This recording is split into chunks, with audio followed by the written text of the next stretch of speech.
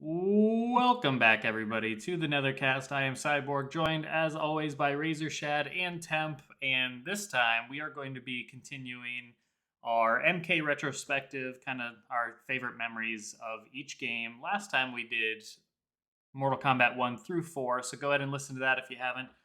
This time we're going to be covering the 3D era, specifically MK Deadly Alliance, Deception, and Armageddon. So thanks everybody for tuning in.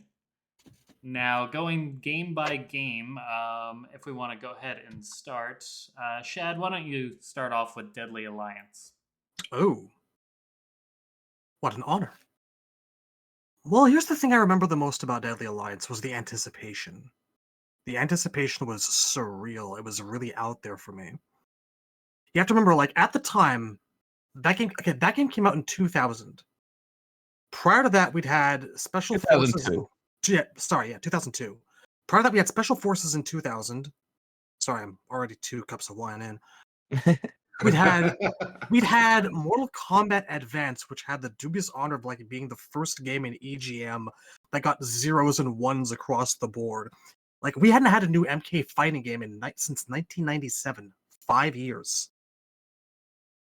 And at that point, I had basically just given the franchise up. I think a lot of people had just given the franchise up for dead because of how like badly Special Forces was received. Like you had to be there to understand it.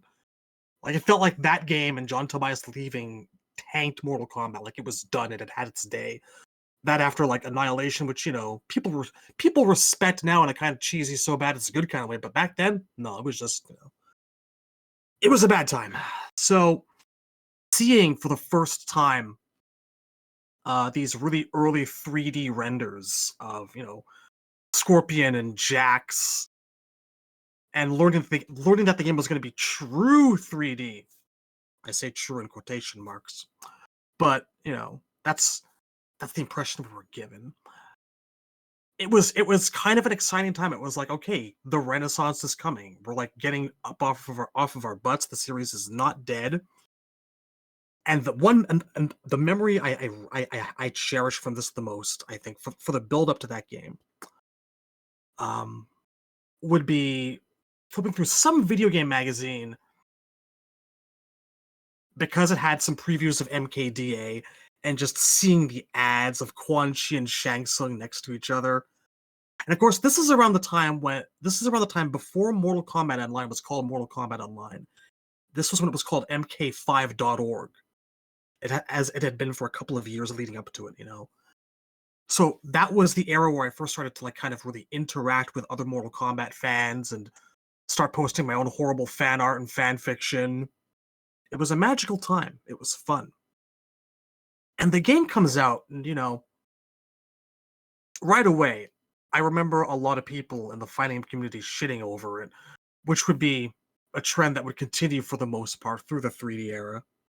But I kind of tuned that out. Yeah, it was a broken game, but it was a lot of fun. And the conquest mode and the way that everyone's stories intertwined, it made it feel that like the series could continue, that it had new life. It was still a lot of fun. It was still a blast to play. And maybe MK didn't need John Tobias anymore. Just going through conquest mode was so much fun, even though it was just text and training. Learning that Johnny Cage owed Cyrax $5 or else.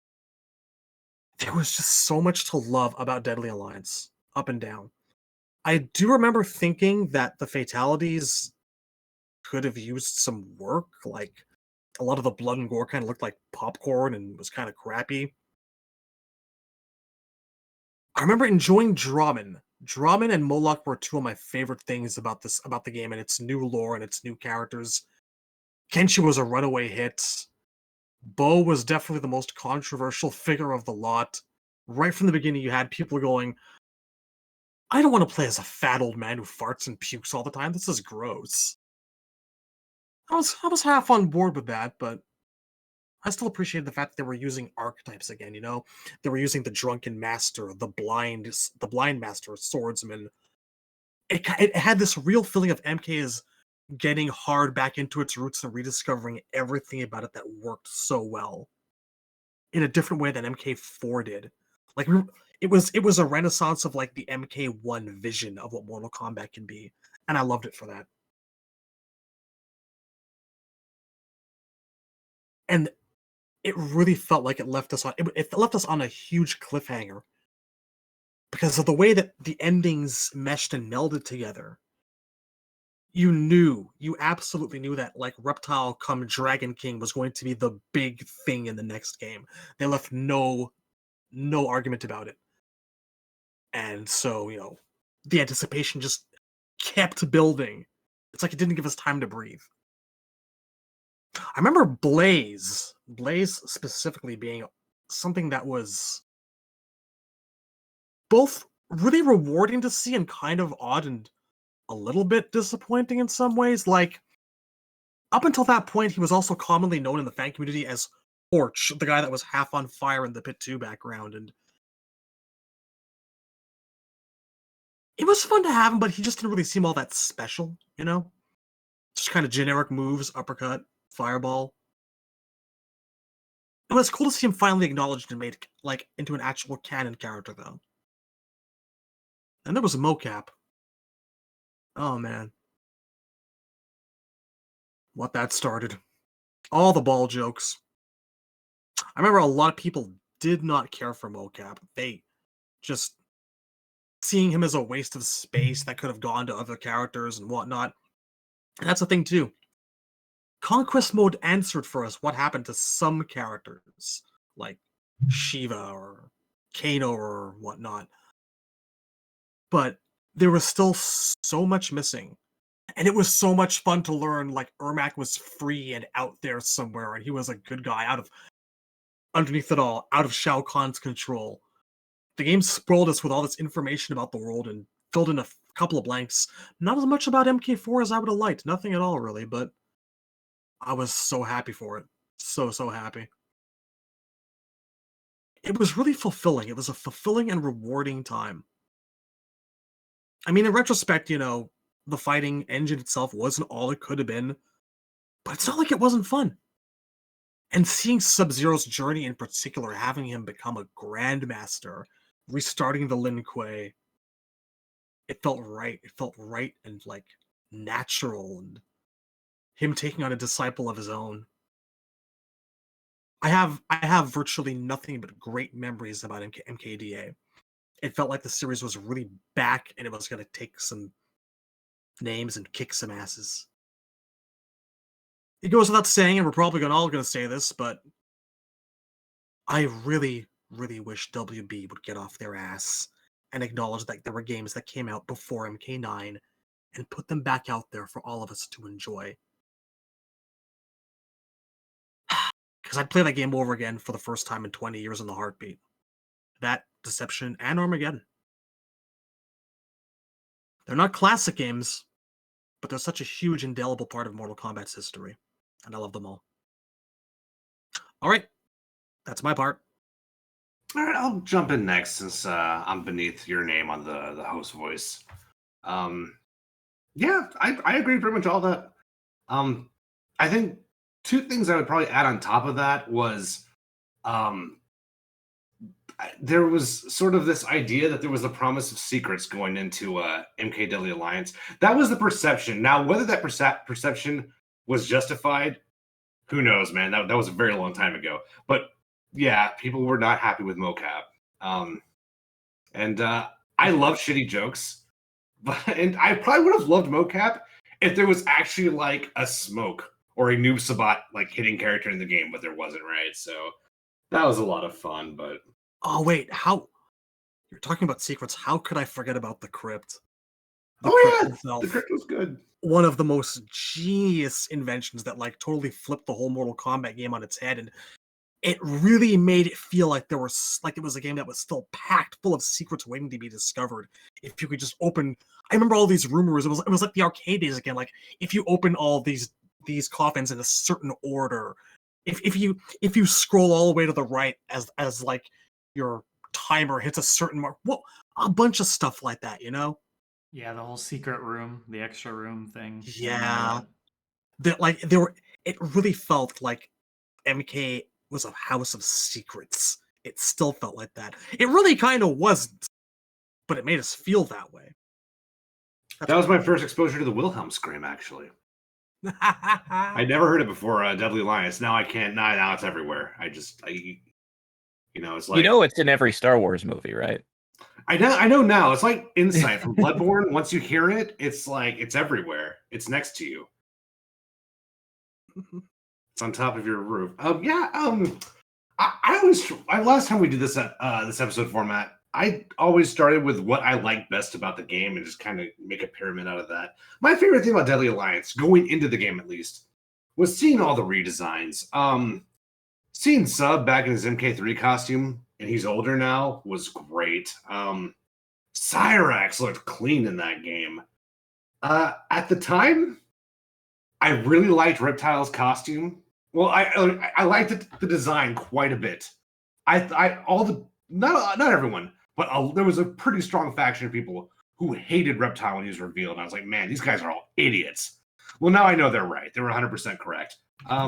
So yeah, it's a terrible design, but it's the best costume he's ever had, in my opinion. Yeah, nobody ever really pays attention to the clothes he's wearing, which is like a fairly traditional UMK3-esque ninja outfit. And it's green. God bless him. It's fucking green, dude. It's all for a Reptile costume. People were like, why did they make Maninja into Lizard Man from Soul Calibur? And I'm like, dude, this guy was a Lizard Man first. Respect. There's a whole thing with like Reptile fans and the idea of human Reptile that I'm not clear on whether or not the people asking for human Reptile to come back realize he was always in disguise. Like, you could see his real face when he'd do his spit and fatality. He doesn't actually have human skin. Well, that was the hype on it.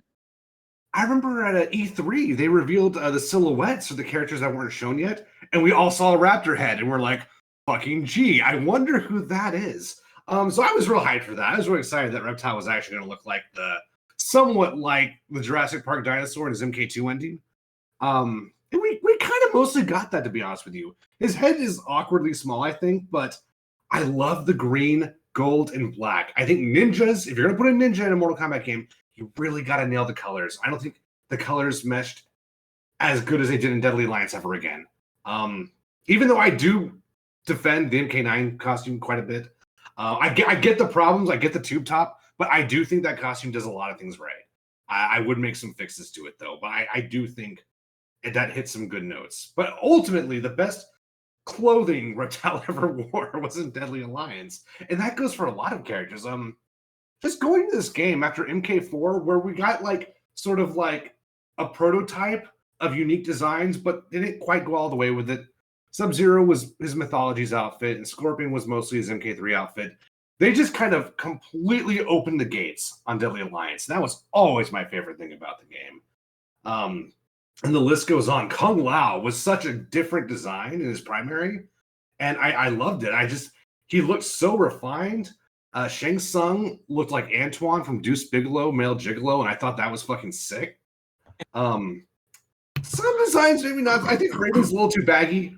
Raiden's a bit heavy looking in Deadly. A lot of characters are a bit heavy looking in Deadly Alliance, but the 3D era art style, everybody has the same kind of stocky body. There's a bulk to the characters. Yeah. Which they cut down from like the initial CG render videos because those were blocky as hell. I also do want to say, fuck yes. Seeing Shang Tsung snap Liu Kang's neck and having them both murder Shao Kahn, there was nothing like it. There had been no precedent for such a complete upending of everything you know about MK. Like, there was so much conversation that people could not believe Liu Kang was fucking dead. After all the beatings, all the victories, how used to it we were, seeing the good guy win time and time again. Not this time, fucko. And he clasps hands with his arch nemesis rival sorcerer, and they're joined together in an unholy union, and it it went so far for me in like legitimizing Quan Chi in a really strange way. It was the game telling me, yeah, we can have it both ways. We can have two sorcerers doing different shit. It was wonderful. That game did so well by Shang Tsung. That leads to an interesting point.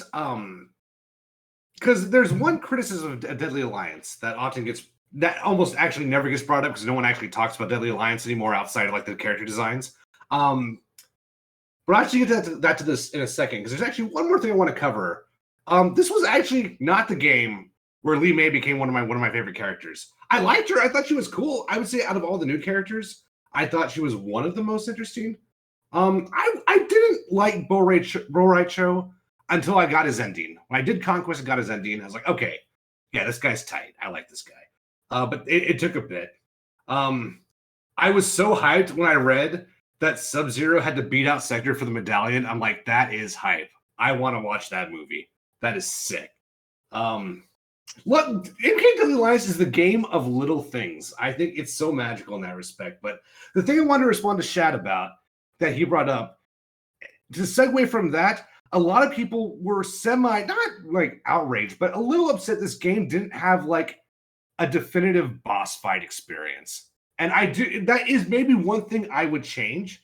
I wouldn't change the fact that you fight Shang and then fight Quan Chi, but I would have added some cinematics, like transitions, right? Like maybe instead of having like a 2-round match against one and then having like a 2-round match against the other, maybe add some hype moments. But I mean, I'm saying this like through the filter of obviously they did not have time or money to do that. Like, right? So it's not actually a criticism. That is one thing I would like to see if Deadly Alliance is ever revisited from a development standpoint. Yeah. Is a better boss experience. It's odd that it's not like an endurance match. Yeah, that's what I think they would do if they had time to like program I've actually they wanted. wondered if it wasn't possible that what became Noob Smoke started as an attempt to be able to have Shang and Quan tag in and out. It wouldn't surprise me. Possibly, but I do believe Smoke was, I can't remember my source on this, but I believe Smoke originally was supposed to be his own character in Deception, they ran out of time. But yeah. I don't know how I know that. I can't remember where I heard or read that anymore. Smoke has unused ending and bio material in one of the crypts. In the very first E3 builds of Deception, the silhouettes on the screen were different, and Smoke was there solo. I thought he was a Shokan at the time. I was so sure that was Kentaro. I don't know if y'all know this, but it turns out it wasn't Kentaro. Weird, right? Just Smoke's on that select screen twice, man. He's the Cyborg Smoke and the Kentaro Smoke are both on the fucking select screen. It was so confusing. Everyone thought that was either Smoke or everyone thought it was Sector, actually. I don't think people thought Smoke was on that select screen. If he was, people I think assumed he was one of the more ambiguous silhouettes, but I love Cyrax. I have a soft spot for Cyrax in this game. I think Cyrax just looks really good in this game. There's a lot of little things about this game that I think are fantastic. Like I said, I would have liked a boss death cinematic like we got with like Shao Kahn and MK3 or even Shang and MK1. Something like that would have been really nice. It would have gone a long way. But it's fine. I don't really have a problem with it. There's just and all the fatalities are trash. This game is the game of trash fatalities. Almost all the fatalities are just dog shit. There's actually 2 I like. But the rest are fucking dog shit. There's a couple good ones in there. Reptiles is cute. I'm alright with Reptiles. Cyrax was what I was thinking of. Dude, I read about Cyraxes in an EGM, and then when I finally saw it, I was like, oh, that's kind of underwhelming. It looks so much better in my head. It's kind of clunky, yeah. Obligatory mention that Quan Chi's is the best one. I don't know why they haven't brought it back. I'm like 20% joking, actually. Like, I would actually love to see that come back. What were they thinking? Why? I'll never know. Well, I know what they were thinking because John Vogel told us. He said they were thinking, we're going to fix that later, and they ran out. Yeah, that's basically did he? Oh, that's unfortunate. Yeah, it's in one of the cards for when you buy Deception Special Edition. I think the idea was gonna be that the neck would rip and you'd see the spine. It would basically be the same in every way, except spine. Instead, they just did stretchy neck. That's so painful. I love it, honestly, but just because I love something does not mean it should exist, right? Yeah, there is that. But yeah, I also- liked I liked a lot of those fatalities when the game came out. It's just that the later games have made them look bad by being so much better. Well, the I mean, popcorn didn't help, man. At the time, I remember a lot of us thinking that they were kind of a downgrade from like 4's version of things. The phrase Well- bloody popcorn was thrown around a lot. I remember. Yeah, Yeah, There was only 4 did one per have character. That didn't. Yes, help that was matters. also bad. Yeah. 4 had like a snappier energy to some of the same ideas because they were still doing the like instant replay on some of them or the snazzy camera cuts, but similar, ideas. I'm a fan of Johnny ripping someone's brain out. I don't know. It's the first fatality ever of a brain in it. I mean, that makes somewhat sense because Johnny is a human being, but why is the Cryomancer ripping someone's skeleton out? I Like, think that's supposed to be like he's the doing head the rip, spine yeah. rip, but he's getting the whole thing. I mean, I get it. I see what they're going for, but like when I first saw that fatality, I was like, all right, well, this is a nice little appetizer, right? Then we found out everyone had one fatality, and I'm like, what? Sure. All right. I like this version of Kitana's Kiss of Death the best out of all the Kisses of Death, I think. Because it's sort of more realistic. Like, they just start throwing up and then they puke blood. Instead of, like, they blow up like a balloon.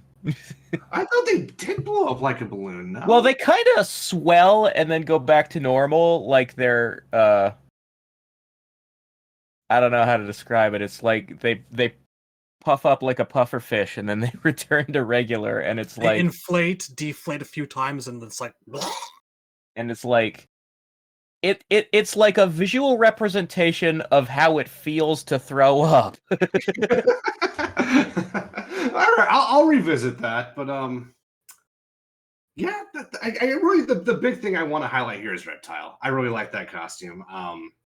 I really wish they'd give Reptile his colors back in a big showing, but oh yeah, and the wait for this game was forever. I feel like I was staring at the Jax Scorpion concept work for I don't know, a million years. This game took a long time to come out. But yeah, that's all I got. I'll pass it down. All right, I'll jump in. So you guys covered pretty much the majority of the actual game itself that I appreciate. I appreciated the return to more of a dark mythological, kind of grounded feeling for the series. So I like that aspect. Much kind of the same reasons we appreciated MK4. And I agree I love Cyrax. This is where I really became where he became my favorite character. It wasn't prior to this. I mean, I liked him. I actually liked Sector back in MK3 the most because I think my favorite colors at the time were red and black. And that's where my username came from. I'm sure I've told this story, but it was just I was a big fan of red and black as a color scheme, and I really liked the cyborg. So I'm like, what about an all black cyborg? And that was where it came from. It has nothing to do with the fact that Cyrax is black and he's my favorite character. That is not where I was I like the black cyborg. Oh, that's gonna be my name. No, but anyways, obviously I made that username when I was 11 years old. So what do you expect? But yeah, so I mean that kind of leads into my main memories with Deadly Alliance was on the forum boards because that's where everything started for me in terms of really diving into the MK community and the fandom. Much like you guys, I first started around when it was mk5.org and I think it was either the year of 2000 or 2001, but it was several months before the game actually came out. Because yeah, I remember that concept art and that being the only things revealed at the time. And yeah, that became my life. I remember that was my homepage was the mk5.org forums, and just every day at school, in computers class, the kid next to me is you're always on that forum. What are you doing? He's questioning why I'm always that was my life at the time. It's just spending almost all of my, alone time anyways, just on the forum boards. Like, I still do everything else that a kid does at that time, but just like anytime it was just me like that, it was just, I loved talking about MK and seeing, what new things were revealed, the whole fun of the cycle of, reveal some things, speculation and all that fun. That's where it all began for a lot of us, I would assume, but just, I mean, to this level. So I would say that's where it really started. But yeah, just like I remember when they were doing like a road tour, and I know they did the MK4 one, but they also did one for Deadly Alliance where people got to play it. Unfortunately, that I wasn't one of them. Being in Omaha, Nebraska at the time, they're never gonna go there for a road tour. You'd have to be on like one of the more major cities on the coast type of thing, or in Chicago itself. But anyways, I remember the reason why I bring that up is I remember one of like the first people to get their hands on the game before any of us, and this was long before YouTube, so it was like, or even like camera footage on your phone. People were like, they were talking about the gameplay and giving us like opinions and whatnot. And I remember one of the first things someone reported was Sub-Zero's throw was where he surfs on the guy's body, and I'm just like, no one believed that at the time, because like, why would that happen? But then sure enough, that's what did happen. So there was a lot of crying wolf back in the old MK games. Like everyone said in MK2, Smoke had a tornado fatality. Right. And yeah, that wasn't a thing. So I get it. Yeah, I mean, obviously we've seen a ton of that, leaks and, fake leaks and all that over the years. It's if only gotten more, prominent as the years have gone on. But yeah, at that time, like you didn't really know because, the information wasn't as easily obtainable and gotten and stuff. So it was interesting. I mean, that was when like 16-bit was still on the, mk5.org and stuff, and would be one that would be playing these games and, another community member. But yeah, I think my just fondest memory of Deadly Alliance is just that lead up to it was so special. Like, God, I mean, that's like a coming of age for me. I mean, being 11 and 12 at the time, being picked on all the time, and you really gotta like you were like in the wolf's den all the time. So that's pretty much my experience. It was a mixture of just like a lot of fun, a lot of online bullying, a lot of like just a bunch of bullshit. But I mean, I wouldn't trade it for anything. It was so fun to just be a part of that, and it was such a special time that I mean, we still get some of that with the lead into the new games, but nothing compares to leading into Deadly Alliance and Deception. To me, those were the most like just special times for leading into the games. I see what you did there. Tell me, I want to see it. You just blow for blow repeated one of the biggest taglines of the original Mortal Kombat series. Nothing can prepare you. Oh my god, you're right. See, this is what I mean when I say that we're all fucking lifers. It's in our DNA.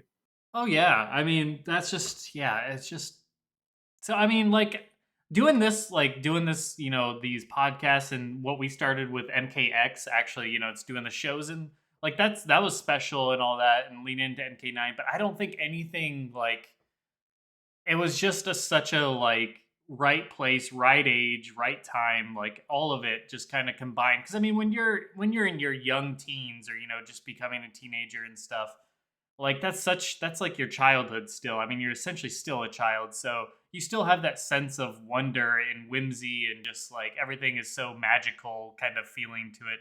So it was just such an exciting time. So to me, more so than the game itself and what we got with the game, which I enjoyed at the time.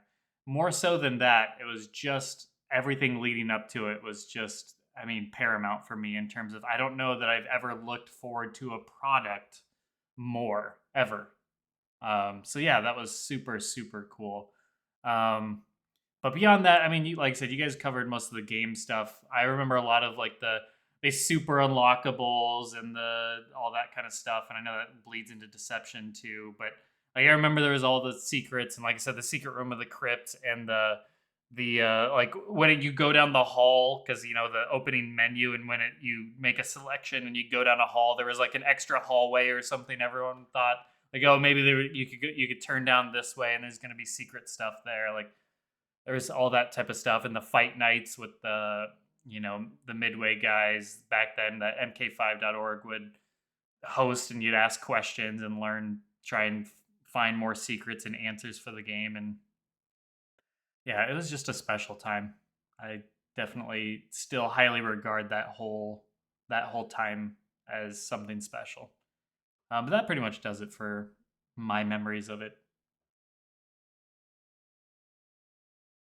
All right.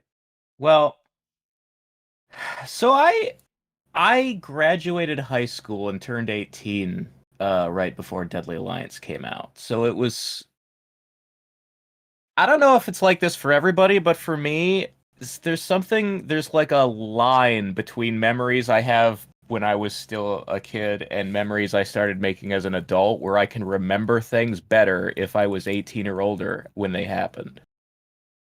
I wonder if some of that is because I hated high school so much that I've blocked out significant You chunks of repressed my it. life. But Yeah.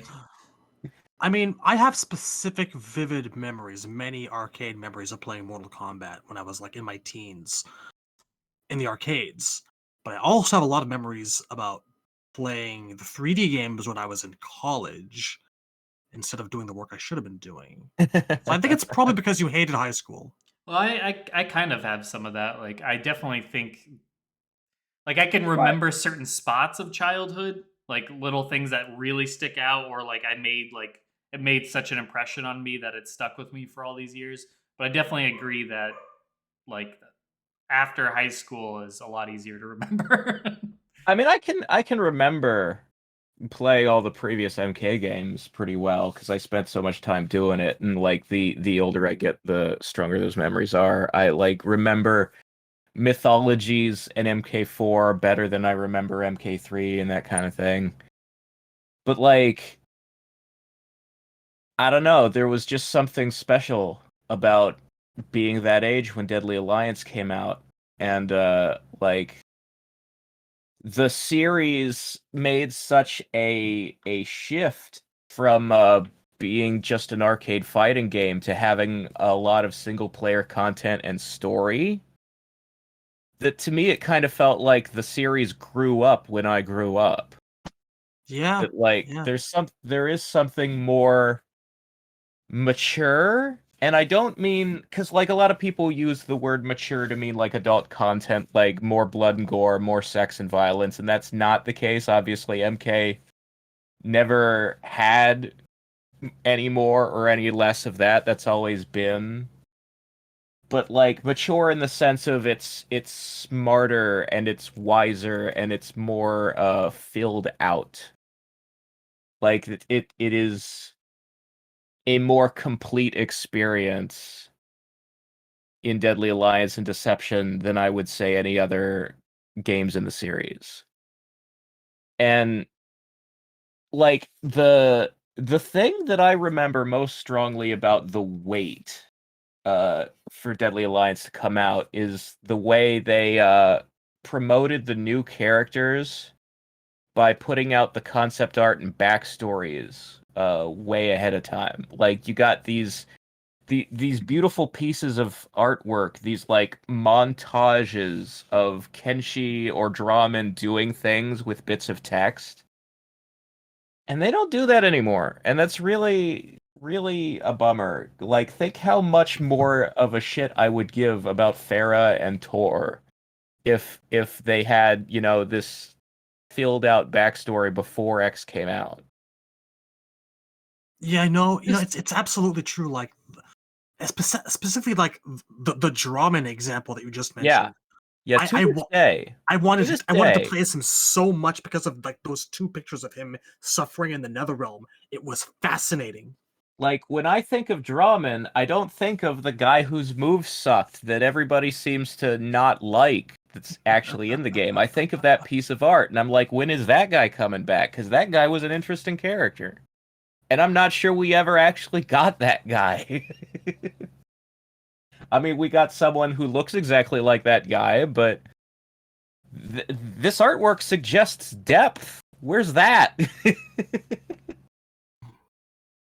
Like the whole fucking thing about his backstory, like he's been driven mad by being tortured in hell, and the mask makes him sane.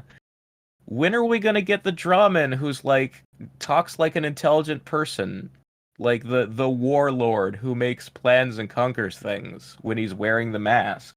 Because the Draman we got, like I remember his dialogue and deception, and it was him and Moloch talking about how to find their next meal. Gotta eat it, dude. Hey, can we eat this dude? We can't eat this dude? Hey, dude, can you bring us some dudes to eat? Thanks, dude. That was it.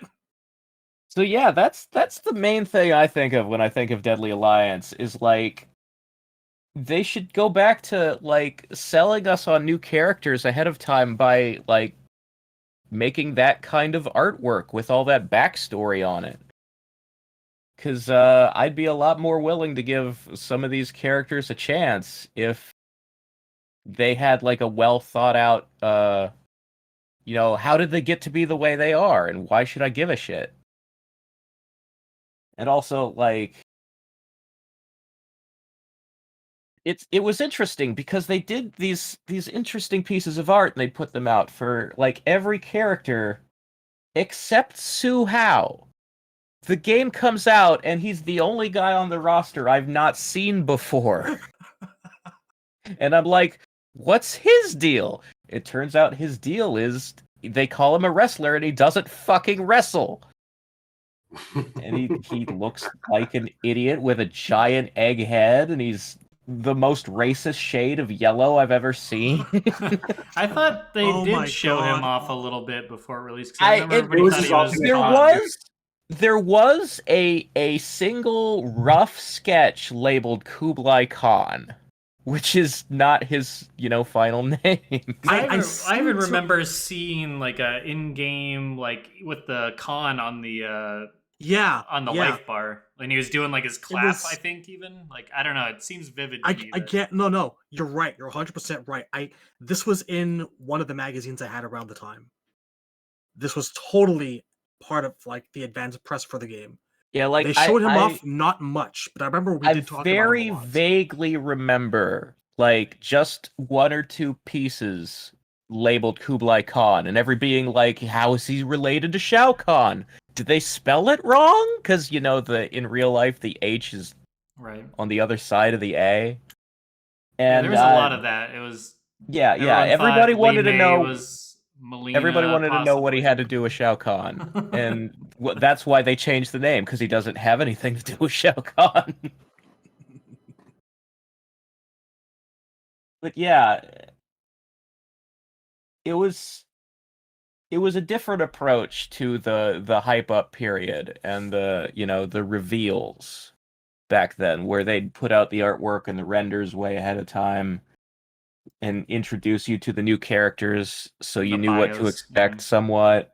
I remember the bios going up on the website. Like they'd release like a bio every week or something. Yeah. I remember when Kano's bio came out. Yeah. My first two reactions were, A, why is this fucker still alive? Why do they keep bringing him back?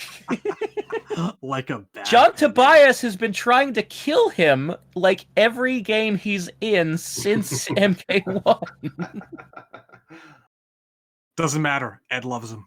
I see That's all it. that matters. Yeah. And the second thing I remember thinking was, is that supposed to be body hair or is he burnt all over? Because the graphics are so bad. I thought it was hair, but I'm not willing to die. It is hair, but it looks like burns.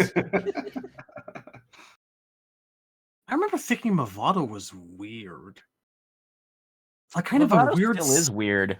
a weird sketch of a character. We have like a Hispanic guy with really pointy shoes, some sort of steel armored winkle pickers who travels around on like hook ropes. Weird, stretchy hook ropes that make a lot of stretchy noises. To this day, I think Movado is the worst character. I like Su Hao because the idea of him is easily rehabilitated. But Movado is so fucking weird, and there are so many like fans of him compared to like people who will stand up for Suhao or Darius and Dairu. There's always somebody who's like, no, but Movado's cool though, and the only thing I can figure is it's just because he wears a leather trench coat, and That's it was all the it year is. 2002. That's all it That's- is. It's the Boba Fett like The credence. only thing about his character that people seem to have caught onto is I remember the Matrix. But other Yeah. than the trench coat, he's not actually dressed cool at all. And As it's a not even a huge, full as a trench coat, right? It's like no, two-thirds of a it's trench coat. sleeveless. It's a sleeveless trench coat. Yeah, I it's thought he had one sleeveless. sleeve. It has sleeve on one arm and no sleeve on the other arm. Yeah, that's shit. It's a one-sleeved trench coat, I and underneath he's wearing these like fisherman wading pants that go all the way up to his belly button. Isn't he like a medieval knight in his alternate? Yes, his alternate is like a Spanish conquistador thing. Oh, okay, gotcha. quasi actually- ninja I kind of like the alt. Yeah, he has a mask over his mouth. Like I get that. Like, okay, he's Hispanic, and he's an assassin. Sure. But like what is up with the fishing pants in the primary? I don't what were they going for? I remember also his existence offended Cabal fans, who Well, now believe that yeah, their I was favorite one of character them. was in the ground forever. His Oh, backstory swords, yeah. is he killed Cabal off screen, and that's pretty much it. Yes. And it's like, why? Did you This give is- him hook swords solely because he uses grappling hooks and it's like hooks and hooks? Is that the whole thing? Is that the joke? That's the hook. I think they just like the weapons, and they're like, all right, let's just give them the weapons. Same with the Sai and Melina having, or blah, Li Mei. Li Mei had having them. guys, yeah. Yeah, this game has some of the earlier examples of taking some characters' specific trademark characteristics and just transplanting them onto other people, doesn't it? Look, I believed it when MK4 came out. I believe it now. I have never not believed it. Giving everyone a weapon is a bad idea. It Just doesn't saying. work for flavor. Just saying, Jarek was the nexus for this kind of stuff, but it was continuing here. I just like, look, Ermac with a battle axe, Movado with the hook swords, Rain with the Katar is as stupid to me as that. Like, it never gets better. There's think no Simon point in should have a time where gun. everybody has a weapon was a good idea. It's just never worked. Which is odd, yeah, that MK11 started giving people weapons for no reason. But Well, it that's a was- whole nother thing we could go down. They But- treat weapons as a costume piece to make you feel like you're customizing your guy, and it's stupid filler. Don't need But- that. But happy memories, Deadly Alliance. Yes. I will maintain. So Deadly Alliance, story-wise, remains my favorite game in the series. There's a lot of people who will say Deception had more. I think Deadly Alliance had more. Because Deadly Alliance doesn't just tell you the story of Deadly Alliance. Half of those conquest modes actually tell you what happened during MK3. So, like, it retroactively made me like 3 better. And, yeah, like, the funny thing is, like, I complained, why the fuck is Kano back? And then Deadly Alliance turns out to be the only game where I like Kano's story.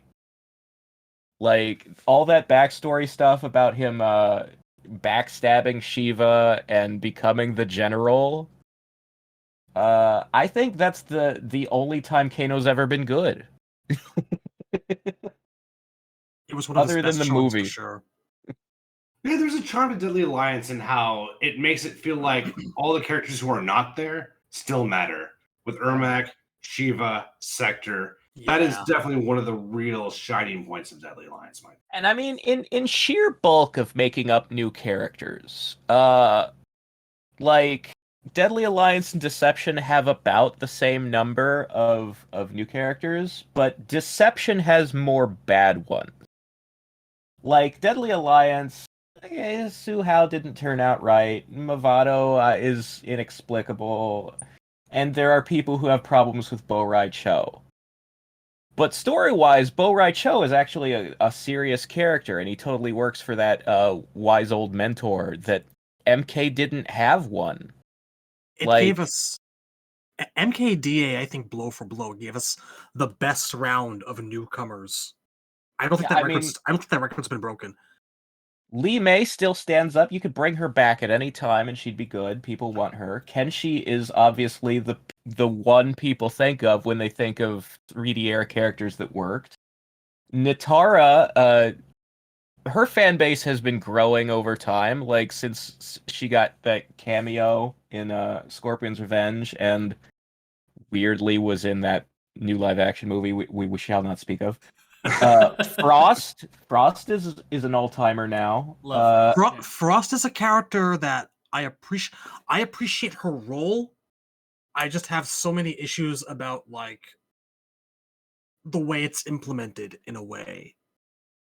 But we'll talk about that at some other point. Yeah, I get that. Her role as Sub-Zero's student is just, it was such a benchmark for the character. Sub-Zero was at this point still a character who was growing and changing and evolving game to game. Nobody was growing like Sub-Zero. Nobody was evolving and changing game to game like Sub-Zero. You know? And to actually have him like start training the next generation of students, which is something that they tried to get at with Liu Kang and Kai beforehand and didn't really get there. But here it was, and it was so nice to see it. Yeah, and I would say Frost, even though like she's actually the Anakin Darth Vader to his Obi-Wan, she turns against him. She's still the most like interesting and in that way most quote unquote successful attempt to have a older character train the next generation, because like she's way cooler than Cassie, Jackie. Takeda is maybe comparable, but Frost has more meat on the bone, I would say. So I would say Frost has been the best done example of having a trilogy character train a replacement. Yeah, Takeda's the coolest. Takeda's never quite meshed for me, but I like the character's story enough where I look over it, but I always thought the whips were kind of weird. I get that. It was kind of weird. And I think the techno suit was kind of weird. It's an approach of throw everything at the wall and see what sticks, and Well, I get what they were going for with Takeda because his outfit looks like Raiden from Metal Gear, and his dad looks like Solid Snake from Metal Gear. Like that's the evolution they were going for, I think, deliberately. Maybe, yeah. But I think Frost has a more clear path towards a cohesive whole of outfit makes sense, backstory makes sense, moves can make sense. You know, as long as you don't do drill hands and throwing your head at people. Yeah, I will say I think the peaks are better in Deception, which is weird coming from me because I'm such a Lee May fan. But I think as a whole, I think some of my favorite new 3D era characters are still Deception-esque. But I think a lot of the Deadly Alliance new characters are very clean, and you can fit them into any setting in MK. Yeah. I think that Deception has a more. So they both have nostalgic aesthetics. DA takes more after MK1, and Deception takes more after MK2. And when people think of the Mortal Kombat feel, they think of MK2. So that's why people sort of overall like the look and feel of Deception more, I think. But I'm just saying, like, in terms of number of new characters, I mean, Deception has Darius, Dairu, Kira, Cobra. A lot of people don't like Shujinko. It's just a sheer bulk of characters that weren't really successful, and Deadly Alliance has more that were. Yeah, I'd agree with that. I'm also a huge Shujinko fan. Like, he's probably maybe my top 6 characters of all time.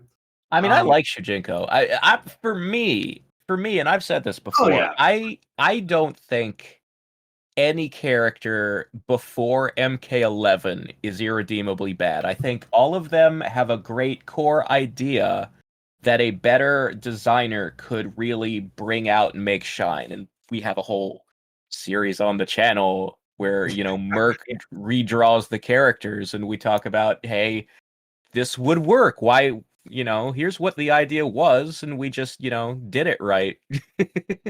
Yeah, it's the economy of labor, though. It's just it's always that's the sort of like the curse of fighting games. It's just characters fighting over slots. And Yeah. it's like who's going to earn the effort this time. That's just the nature of fighting games, unfortunately. Smash solved that problem, by the way. I think fighting games should go more that direction, but yeah. Well, I think there's some merit to the way Tekken does it, where they, like Smash, they don't drop characters; they just keep adding. Soul And the roster Calibur keeps is getting generally good bigger with and that. bigger and bigger. But all your favorites are there, and they spend time on the new guys. I 100% agree. I really wish every fighting game would do that, including Street Fighter, by the way. But for MK to do that, they'd have to stick to one fucking engine. Stop changing everybody's moves. I mean, don't tempt me with a good time, dude. Like that's yeah. Well, actually, no. The last game was 11. Let's not do that. No. You'd have to go back to 9 and then start doing it. Indeed. But yeah, that's the main things that I remember Deadly Alliance for, is how they hyped up the new characters with the artwork and backstories ahead of time, and how much story they packed in. Like the conquest mode of Deadly Alliance is unique in that there's one for every character. And it's not like a big adventure mode where you can walk around on a map. It's just 10 training missions. It's like a combo trials, but every one came with story. Like every mission wasn't just instructions, it was information about the lore. And I think we need a mode like that in every game. I think that should be standard. Like, call that training mode and have it on top of whatever, like, story mode or adventure mode you want to pack in. Because it's just the fighting engine, and then you write some text. How hard can it be? But yeah, those are my memories of Deadly Alliance. Cool. Why don't you take us into Deception, and then we'll go reverse order. Okay. Okay, give me the blue balls, huh? I mean, if you're You Jones, go last. if you're Jones, No. I'll play mocap for an hour. I can wait. All right, Ed, just keep edging. I mean, Deception, like Shad said, you knew who the boss was going to be ahead of time, and they'd gone into all this work. Like, Deadly Alliance Deception was the first time they'd ever planned the story one game ahead. Like, you think they're doing it in the NRS era? Like, 9 ends with Shinnok saying, MK4 is next. Guess what? MK4 wasn't next. Shinnok was in it, but... Yes, Ruthe. I look forward to such a Mortal Kombat 2. And then 11 or X ends with Raiden going, I'm dark again. And guess what happens in 11? Guess how long he's dark again for. So yeah, the Deception was the only time where the previous game told you what they were going to do and they actually did it. My only real disappointment is that they blow up the entire Mummy army in the opening. I guess they figured if they kept the Mummy army, Onaga would be too unbeatable and they'd write themselves into a corner. It was a lot. Yeah. I do wish the mummies had been in Deception. I think you could do it. I think it would be. Like, there's concept art in the crypt of like a general mummy who's thicker than the others. His costume is it shares some elements with one of Havoc's alts. So I think they just, when they scrapped that guy, they just gave that shit to Havoc. But it's kind of weird how Havoc is like a pile of unused designs from other characters, because originally he was a costume for Noob Saibot. But even though they did that, the end result was Havoc, and Havoc's the best new character in the 3D era. Yeah. But like, man, Deception was a ride because that was the first game to have like the big cinematic opening cutscene that was like Deadly Alliance had a cinematic opening, but it didn't have like a bunch of action in it. Like Deception is like a lot of games were doing it at the time. Like Onimusha 3 had a huge CG action sequence to open the game, and it was pretty spectacular. So Deception opening on that big fight between Raiden, Shang Tsung, and Quan Chi was it changed stuff because then Shaolin Monks did it and Armageddon did it, and you know there are elements of that all throughout the story modes of the NRS games. But Deception was the first one, and it was pretty memorable. And then you had Conquest Mode, which people still remember fondly to this day, even though it's really just a walking simulator. Oh, I'll talk about that in a bit. And I love the idea of Conquest Mode. But I've always been super salty about the fact that when you go to Outworld, the only like classic stage that's actually part of the map is the Living Forest. Like when I've you always thought that arrive, those bridges are yeah. probably supposed to represent the pit too. If they just decorated them like the pit too, how hard could it be to add a couple spikes? Like Blaze is even hanging out in that area. And like you come out of a portal, that could have been the portal. You go to this like war camp where Shao Kahn, who is weirdly shorter than his soldiers, is hanging out. That they couldn't have put the fortress in the mountainside. They couldn't have had that be like his front courtyard or something. I like when you tried to smack him and he'd just smack you back and he'd be like, "Do not do that again." I'm warning you. But yeah, just a couple of flourishes with the 3D modeling of the environment here and there, and it would have been perfect. But the idea of running around the realms and getting all this like history that starts before MK1 and ends in the present. And yeah, they fucked up in quite a few spots. Like the actual story makes no sense at all. Like you're arrested during Deadly Alliance. You age 10 years, and when you're let out, it's still Deadly Alliance. But then when you go to Adenia, you're transported back in time, and Deadly Alliance hasn't happened yet. There are some problems. But the idea of an MKRPG is worth doing. And the mobile game doesn't count either. uh You know what? It may just be because we've gotten too much Shao Kahn, and every subsequent appearance of him has made him dumber and less interesting. But to this day, Onaga's my favorite main boss. Like, again, it might just be familiarity breeds contempt, and Shao Kahn should be the best boss, but Onaga is the best boss to me. I think he's way more interesting, has a cooler look. I miss Onaga. Yeah, I'm somewhat there with you. My favorite villain is Shinnok. I don't. The things that are cool about Shao Kahn are not very immediately apparent to me. I didn't really care for Shao Kahn until I learned more about him. With Onaga and Shinnok, they're thematically what they are is very obvious. And I've always, I think I've had that same opinion for over 20 years. I still, yeah. I think know, the idea how- of Shao Kahn is a more interesting character than the Shao Kahn we keep getting. You know how Simpsons fans are like, there's Homer and then there's jerk ass Homer. Shao Kahn exists in 2 games. Maybe three or maybe 4. if you want to count the 3D ones. He doesn't exist after Armageddon. No way, no shape, no form.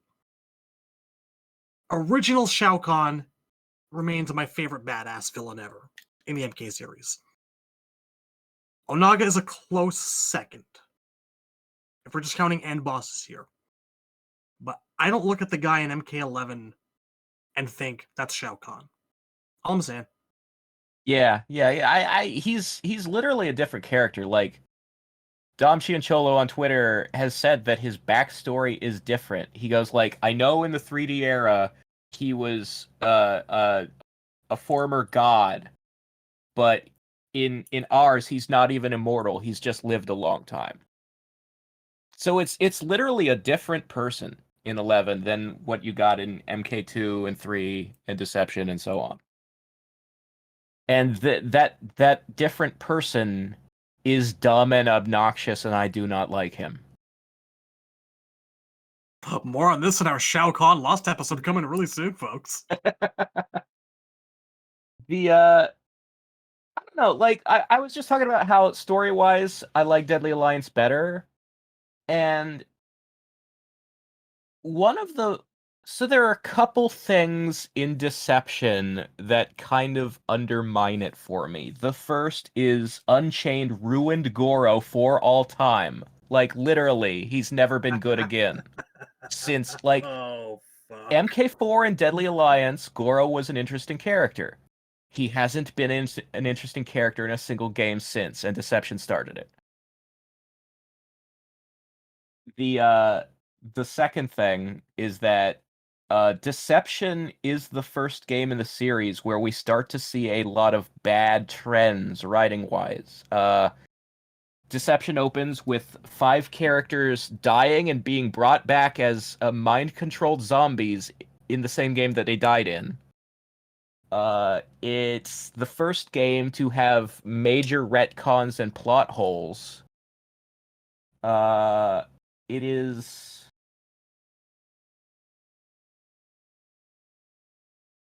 Oh, what else was I saying? It's It's the first game to have Dairu. It's also the last game to have Dairu. You know, Deadly Alliance was almost the first game to have Dairu. I like that Dairu better. I like that concept. Yeah, I wish yeah, that actually happened. That is the honestly. better Dairu. That's... Well, I'm not thinking of it like that. I just wish we'd gotten him over with. Well... I wish we'd gotten Dairu out of our systems. We could have moved on from Dairu, but... But yeah, there's just... It's like... You start to see some of the writing trends that would plague the NRS era start in Deception. Like, from MK1 to Deadly Alliance, there are occasional retcons, but they almost always take the form of, we're telling you something that you didn't know, we're filling in a gap. That kind of retcon, as opposed to the kind of retcon where you contradict something you did already know. You know, like changing the past. That starts in Deception, and then gets way worse in Shaolin Monks. And then continues into 9 and X and 11, and it just becomes this really, like, poisonous trend.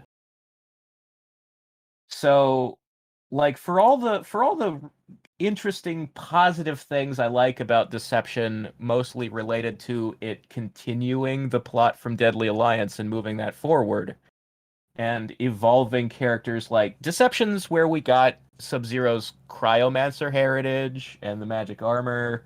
It's where Scorpion became the champion of the Elder Gods, which is my favorite personal point in his story.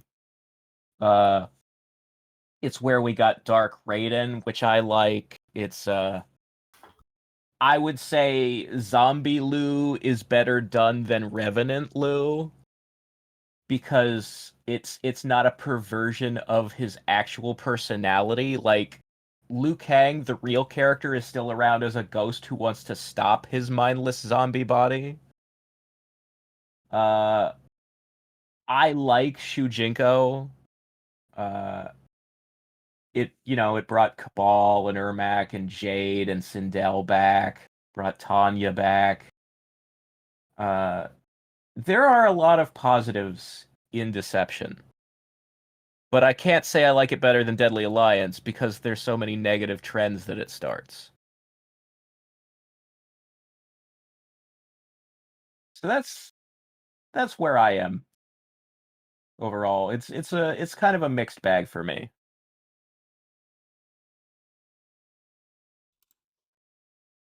So All right. I guess Cyborg is next because we're Yep. doing opposite order. Yeah, we'll go opposite. So for me, Deception, like I say Deadly Alliance and Deception were like the most fun lead-in cycles for me. And I think Deception would be the number one, probably because I mean, I was still doing all the MK community online stuff, but it was at the point where like I have fond memories of like messing around with a friend outside, and this is at the point where we're like, love Deadly Alliance, and now we're on to the next one, and it's super exciting to see what they're gonna do next. So we're a little bit older, and we were, just fighting on the trampoline or fighting outside, doing all the things, don't try this at home type of stuff. Not really fighting, but just for fun type stuff. So I have fond memories on that. But for the game itself, I think I prefer this out of all the 3D era ones. Like if I were to go back and actually play one, and I think that's how most people feel, Deception would probably be the one because I think it holds up the best of the three. Um, and I, I mean, I really like Ashra. I like Havoc. I think I liked the new characters in Deadly Alliance better, so I'll agree there. Because I didn't like a lot of the ones in Deception, other than Ashra and Havoc, and I liked Hotaru a little bit, but I even remember like rocking the signature with him and stuff for a bit. But like, I don't know, they never really did anything with him beyond that. Like, has he ever shown up anywhere after that game, other than Armageddon, obviously? But It's an order realm problem. He's had like a tiny cameo in an arcade ending here and there. right. So yeah, that's a shame because I did like the concept of him. I also laugh at the idea of like some people thought he was Cyrax because he wore like yellow and black and had the full Yeah, his old outfit and stuff. costume, the helmet, really looks like Cyrax. Yeah, Well, there's a this lot of game, that. I feel like he looks too much like Fujin. I wish he looked a little less like sexy long hair. Like, Yeah, Right. he's got a problem with both outfits that way. Like his head will never not look like a different character. um, but yeah, I mean, ultimately, I love the intro. I thought that was super cool. I love the whole idea of like bad guys going good or even just temporary alliances like that when you're facing a higher threat. So I love that kind of stuff. I believe Temp would call that like anime shit. So oh yeah, that's DBZ through and through. yeah, so Completely. I love that kind of stuff. I mean, that's super cool. So I dug that. And obviously you had more. You had chess combat. You had Oh, I which forgot I to love. mention chess. I played so much chess combat. Yeah, I like chess combat in theory, though. Like when you're the better player, you're still gonna stomp your friend like Yeah, I mean significantly. it wasn't, very balanced. No. And it's like it wasn't even the chess aspect of it that I liked. I just liked playing an MK game where you could form a team. Yeah. Well, And yeah. I mean, there were almost enough characters on the roster from the classic games that you could do like, "Oh, I'm gonna play like the all good guys team, or I'm gonna right. play the like Shao Kahn's army from MK3 team or something, Almost. No, I agree with you. I mean, I've gone on record in the past with like MKX and MK11, like just loving the team aspect. And I wish there's more of that. I'm not going to get into another rant on that, but I definitely hope they bring back tag and that type of stuff in the next game. We always say that they don't, but I'm still hoping for it because I think that would just make my enjoyment of that so much more. There's only so much I can do of just one-on-one competitive. I feel like if you threw in some co-op aspects, or even if it's just you and a buddy facing other people online, that would be a lot more fun and give you another way to play. But that aside, yeah, I like chess combat for that same reason. I like being able to form your own team and kind of decide who you want to be what role, based on your skill level, or just how much you enjoy them or whatever. So I like the concept of it. I mean, the one I liked more was puzzle combat. I like that even more. So yeah, I'd love if they brought something like that back. I like Tetris a lot, so I love the puzzle fighter type of gameplay. But yeah, just overall, I just really enjoyed Deception. I enjoyed the story aspects of it. I personally don't care for Onaga. Maybe it's because I haven't taken the time to really learn about him, like you guys have. Obviously, I'm no lore expert or anything like that, but just from like a face value, I think he looks like stupid as hell.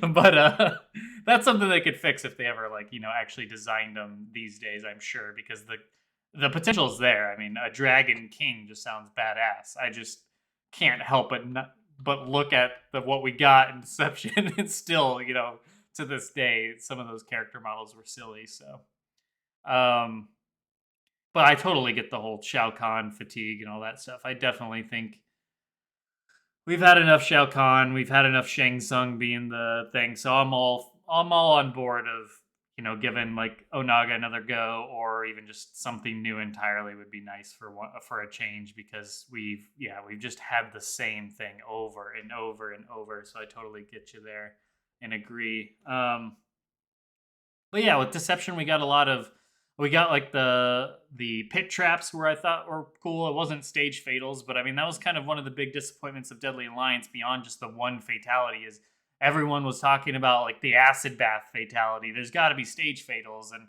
there ended up not being any stage fatals in Deadly Alliance, and that was such a bummer. And they even had the concept art in the crypt, of the acid bath fatality, if there was going to be one or whatever, is spitting the acid and stuff. So that was it was cool to get like the pit traps in there, which is kind of like stage fatals, even though not. Or you could do them during the middle of the battle, right? That wasn't just Armageddon. Yeah, it was basically ring outs from Soul Calibur. You could pull off that cheap garbage at any time. Oh, I love the ring outs. Give me the ring I out can't all remember day. if it ended the match or just the round, though. I think it ended the match, right? No, it would end a round. round. You would like see a guy impaled on a spike, and then there'd be a round two. Oh no, the best right. the spike one one. in a couple of pillars and round 2 starts. Yeah, I Why was about to not? say the spike one isn't even the worst. You're one on the that they falling use... cliffs. You're on the falling cliffs, and then round 2, the cliffs are back to normal, and they start falling again. The one that sticks out to me the most. Oh Go ahead. my god. No, I have always had so many questions about the fucking falling cliffs. How long have they been falling? How many of them are there? How big is this place? What's the history here? I love What's the rate that they fall at? I love the soundtrack of the Falling Cliffs. That's incredibly like frustrating, is that like almost none of the stages in Deception have any story significance at all. Like, where is the Falling Cliffs, and why are you there? What does it have to do with Onaga? I'd have trouble naming more than like 4 of them off the top of my head. And like, I don't know how many there were, but there are there's two kinds of new stages in Deception. There are factories and there are deserts. And there are multiple of each. So we got the Falling Cliff. You got you had the Sky Temple. The Sky Temple was one of the things I loved the most about this game, was being up there for the first time. Oh yeah, like seeing it in previews and hearing that ominous music and knowing you were so high up and someone was gonna fucking fall off. You knew it, and it was wonderful. You had the Nethership interior, which is nowhere near as cool as the Nethership exterior. No, we didn't look as cool. I don't think any of us mentioned that about Deadly Alliance, but how fucking cool was it to finally be on top of Shang Tsung's boat, right? Yeah. That was one of my favorite stages.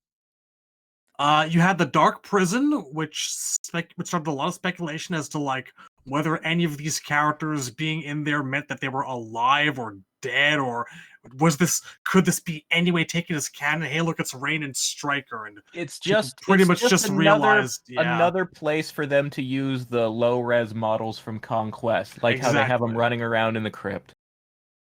There's the Beetle Lair, which at least That does was have a cool. bit of story significance. Like that's where like Melina maybe kills Baraka's clone The beetle layer, or like subordinate. the beetle layer, other than like Onaga's actual castle, is the only place in the game that has story. That was the one that was used in the marketing that I really Yeah, liked, yeah. and that's Like where they did a big CG trailer of Baraka fighting Melina in the beetle layer. Which I want to say is one of the things I was going to mention is that I appreciated about Deception is they used other characters beyond Scorpion and Sub-Zero for their marketing. And Raiden, I guess you can toss into there. But like having Baraka and Melina be like kind of your poster children. At each other's throats too. Yeah, it was. I mean, that's badass. I want more of that. I mean, they have more characters that are iconic beyond 3. So I would really like to see, the B tier characters, and they're only B tier just because your A tier is your like holy trinity, and then it goes down from there. But I mean, like having Baraka and Melina as your poster children was really cool for a change. So I love that they had like an actual, the CGI trailer that was centered on them in the Beetle Lair with the giant pillar things that would circle around and stuff and whatnot. So, and I think they had the one with Baraka and Sub-Zero as well, right? I think were they the two in that one, or am I getting that mixed up? There was some Sub-Zero stuff, yeah. I just remember that death trap being one of the like ones that they first showed off in like the CGI. But anyways, back to my point is I like that they expanded upon everything. No longer was it just one fatality. You had more. You had the pit traps in there as kind of like the stage fatality / ring out type approach.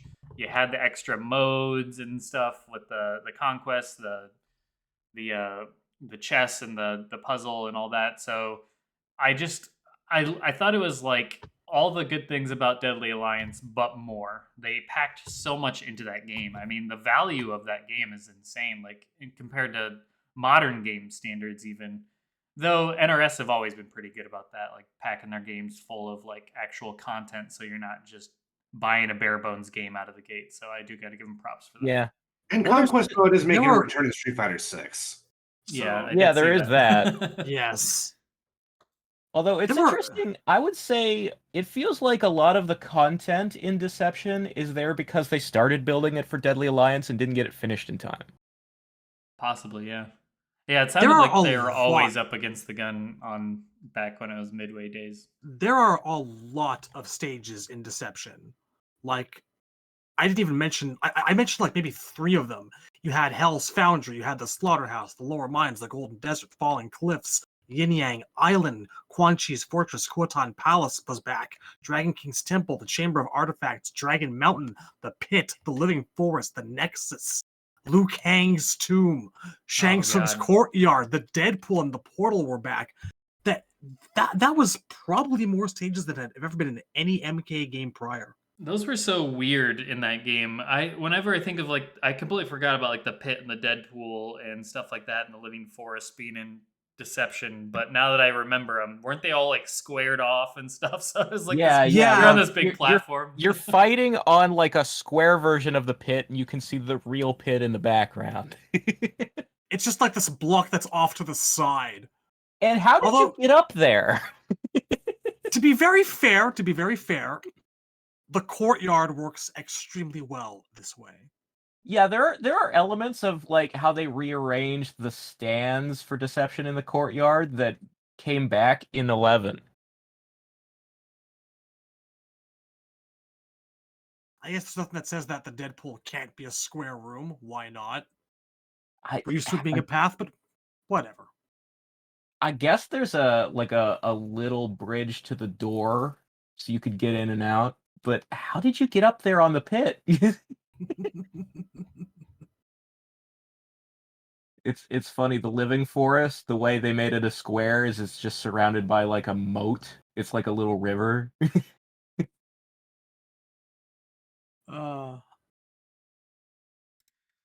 I really, really like the Deception version of the portal. Because if you Yeah, turn the that face No, it's- away it's from the portal, great. you can see the towers from MK3. Yeah. Complete with the faces of all the characters in their select screen pictures, which I think that was one of the first occasions where I was like, you know what? Not everything is a tried, true, and concrete part of the universe of Mortal Kombat as you picture it. Just forget it. It's Yeah, fine. not everything It's has to be fine. canon. Although, like, if I was gonna take it seriously, I always kind of imagined the MK3 image of like the towers in one of those portal zones as those are like New York skyscrapers that have been merged with Outworld or something. Yeah, that's how I always took it. They were just like decayed ruins of towers from Earth. While the But merger was yeah, happening taking if you place. take it completely literally, it's a big stone slab with one window on each floor, and you can see portraits of Cyber Smoke and Shiva. Sonia, why is my face up there? I don't know, Johnny. I'm scared. But yeah, the only thing else that I have to add to Deception, other than just it just being so much more and enjoyable, and I think the peak of the 3D era in a lot of ways, is it's just a shame that, like, I don't know. I mean, I was gonna say like it's a shame that we didn't get more like sector action and stuff, and that we had to wait till Armageddon. So, but I mean, we've kind of talked about that before, and that Sector has never really gotten his time to shine. Out of all the three cyborgs, he's the only one that's not had his own lone appearance in a game. But I think, I mean, he gets more screen time than Cyrax does in 11, and Triborg really just talks like Sector. yeah, Like he all should have that just story been, stuff but about like, him having the combined personalities. No, he's just Sector. I'll talk a little bit about this when we talk about Armageddon shortly, but I also thought that big part of that was a bit Sector's game. yeah, Yeah, but Sector does have an that's all I entire had. level. Was Temp next? I believe Were we so. done? Yeah, I think I'm next. We're going reverse order, right? So Yeah. yeah, I should be next then. So yeah, I mean, really, the theme of Deception for me is just characters. You'd think I would say the highlight of Deception was the return of Smoke. And I guess in some sense that is true. At the time, at least, I've calmed down a bit, but I was initially extremely upset when they announced Noob Smoke. As a matter of fact, that might be the most angry I've ever been at the franchise, and that includes everything that happened in MK9, MKX, and MK. I can't even say MK11. It's that hard to say. Yeah, it was bad. And in my defense, I waited 8 years for Smoke to return. Mm-hmm. So the fact I had to share him with Noob, and we didn't know Noob was behind yet. I'm like, he has to share a slot with the Jobber, who's a shadow in MK2. No, this is bullshit. Now, obviously, hindsight's 2020, guys, right? But yeah, I was really, really annoyed at that at the time, and it really, again, 8 years, man, that was rough. But thank God, I was never upset with the product of Deception. I love seeing all these characters return. I love the idea of bringing the obscure cast back into the picture. I even like most of the new characters. I would say 5 of the 8 new characters I generally like, some way more than others. Obviously, Havoc is amazing. Shujinko is probably my second favorite new character in the 3D era. Lee May, I mean, if I had to pick maybe one major highlight for Deception, it probably would be Lee May, just because she is my second favorite character. And that means a lot more than it does for saying Smoke is my favorite character, because you have to understand, like, my favorite characters were fairly static from MK3 beyond. I mean, Fujin and Shinnok were dancing in the top 10, but largely it was Smoke, Sub-Zero, Reptile, Jade, and like kind of Cyrax, Katana, and Shang kind of all competing for that final space. But Lee May had to climb over a lot of corpses to become my second favorite character. She had to go up a lot of ranks, and I just think her gameplay makes sense. I think there are gameplay ideas I don't love about Deception, but the game undeniably feels better to me. I think it is much more fun to play than Deadly Alliance, and I think ring outs are the way to go, because if you can't, like, designing a good 3D corner game is extraordinarily difficult. So with ring outs, you kind of solve that problem. But it felt faster. Jumps felt better. Down two uppercuts were back.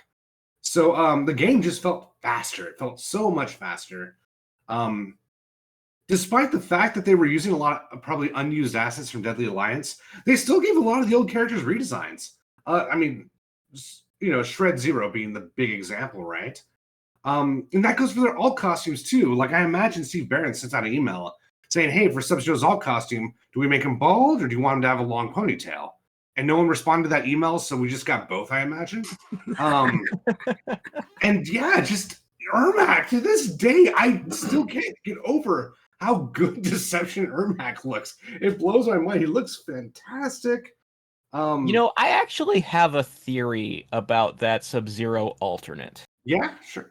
So like obviously it looks nothing like Kuai Liang, and it's not even possible for someone who normally has short hair to grow out a ponytail within a single game. Well, the medallion maybe might be able to tweak that a bit. So here's my thought: is that in Conquest mode, Shujinko trains with Sub-Zero's like grandfather. Like the Sub-Zero you learn from when you join the Lin Kuei, it's like the year 1960. There's no way that's Bi-Han or Kuai Liang. So, like, yeah, the guy in Conquest is wearing the primary, but he should have been wearing the alternate. Then we could say that skin is Sub-Zero's grandpa, and that's why it looks so fucking weird. Yeah, I'd be down with that. I think that's a better way to go. I can't remember if he wears the alternate in any of the endings. I don't think he does. I think in the no, he actually Not a single one. nowhere in the game does he actually wear the alternate in like a story context or anything. Not even okay. I feel like I remember a version of the Noob Smoke ending where he has Nope. that shitty bald ponytail. Nope. It's all style armor. Well, I know the actual ending, but I feel like there was a crypt concept art with that.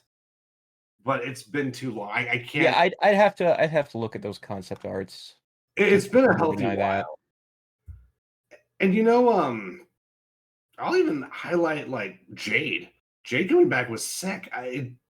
I really like the MK2 secret characters. I think having Noob, Jade, and Smoke all in the same game was a really smart move. Yes. I would say that costume-wise, Deception is Jade's best. That there's a huge power gap between it and everything else. Like there's no competition. In general, getting all the MK3 characters that we hadn't seen in so long back was awesome. I forgot to mention that, but I was gonna say, like, I love the roster. This is how I was gonna open up my conversation about this whole game, was that this is the game where the really fucking cool people came back. And also Nightwolf. This game sold me on Nightwolf and Sindel, actually. I was not a big Nightwolf Sindel fan really until this game. I shit around though. I've always liked Nightwolf a little bit, but yeah. I was happy to see him back too. I want to really like Nightwolf.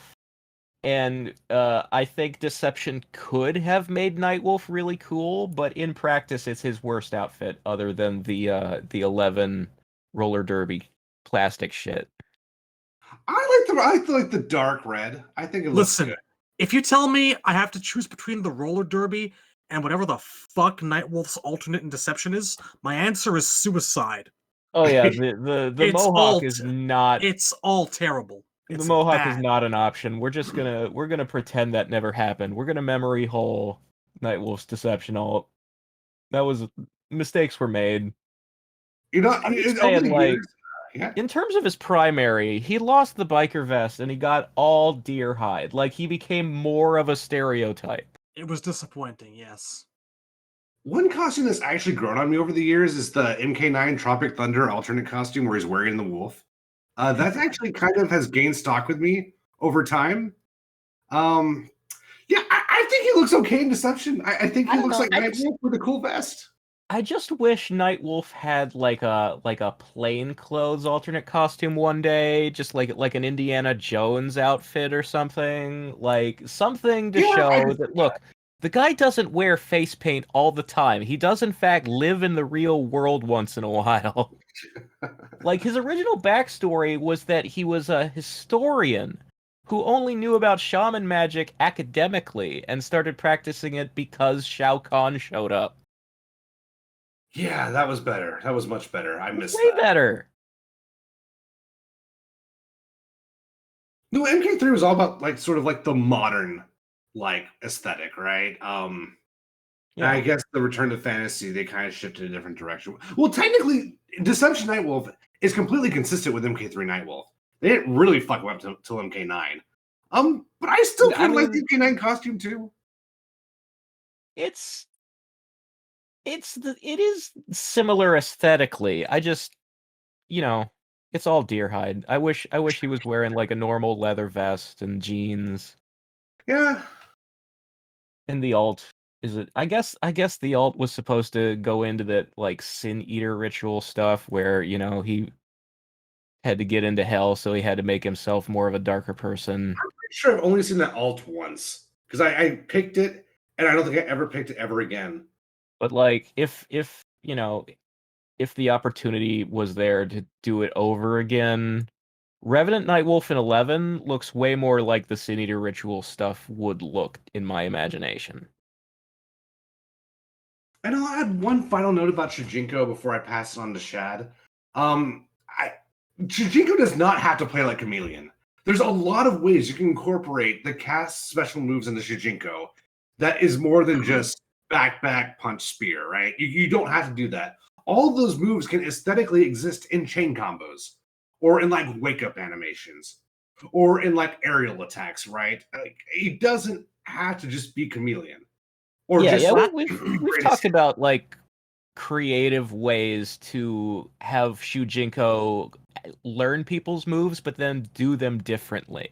yeah. Again, this is something that I was going to discuss when I talked about Shujinko.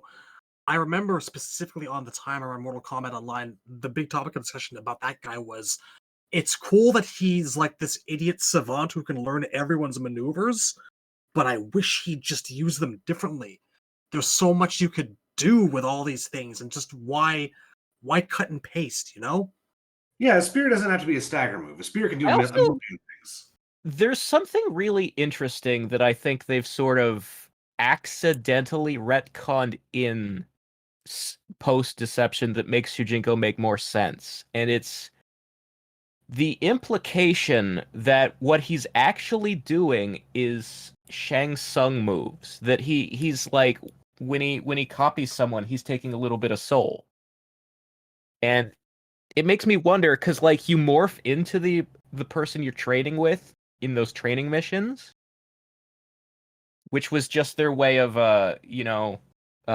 having you do all of that person's moves. It's like it's literally training mode. It's literally the Conquest from Deadly Alliance elements being worked into the changed version of Conquest that's in Deception. They still wanted you to be able to like, you meet Sub-Zero. Here's all of Sub-Zero's moves. So to do that, they have this weird thing where Shujinko poofs in a cloud of smoke into a second Sub-Zero. It makes me wonder, can he actually morph canonically? Man, I mean, I'm down.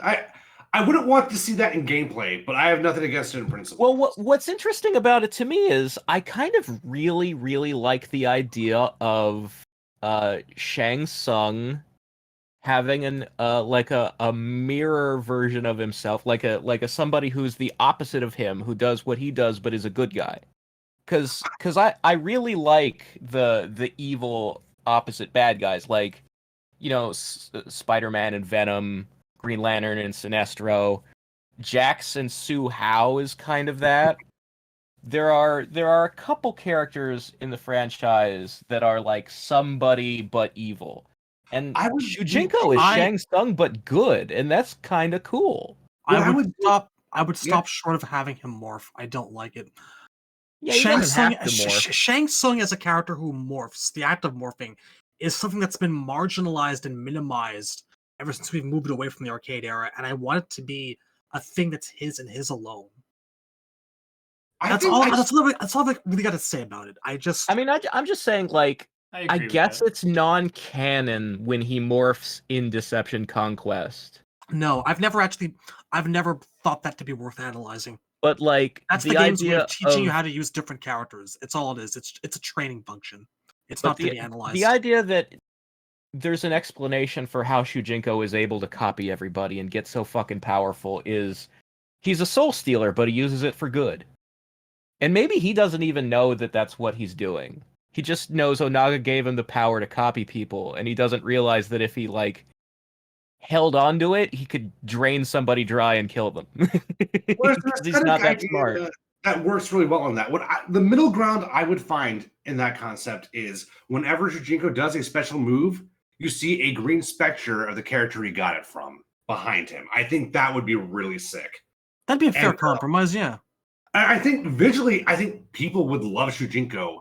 I mean, come on, let's be real, guys. What is one of the biggest problems with Shujinko, independent of the story? He's an old man who wears beige. That's what they need to fix when they bring him back. It's not anything to do with the concept. It's the beige. Get rid of the beige. Everyone will love Shujinko. It is kind of a shame that, like, he's got like 8 costumes in the game, and the final form has the most boring clothes. And he's bald for some reason, and is alternate, and I don't know why. They wanted to make Pai Mei from Kill Bill, but Yeah. they just gave him a much less interesting outfit. Yeah. It's unfortunate. Bald is bald. I actually really like that every single form is basically a different Shaw Brothers movie. Like, at some point, he's the guy with the giant sideburns from Five Deadly Venoms.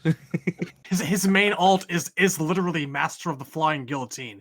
That's the guy. He's Shaw Brothers, the character, and I fucking love that, and I want more of it. All right, Deception, my favorite Mortal Kombat game as a product. Love it. Li Mei's great. Shad, take it away, dude. God, where do I fucking start? All right. First off, I guess I'll just run through the characters really one by one and go through my brief thoughts on each. Jade, fucking loved it. It's been too long. I've missed her. She's one of my favorites. I was so glad to see her back. Christ, Kenshi, yes, we've taken one of the best things. Glad to see you back. Scorpion, holy shit. You have a game with a purpose where you're not angry and running around and beating on someone. You have a higher calling. I am so happy. I'm so glad to see you like this.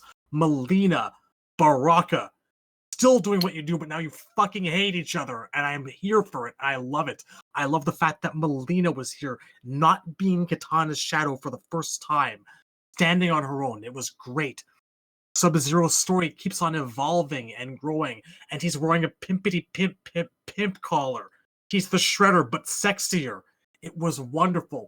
Sindel is back. Doesn't do much of anything. Still glad to see her. Don't care.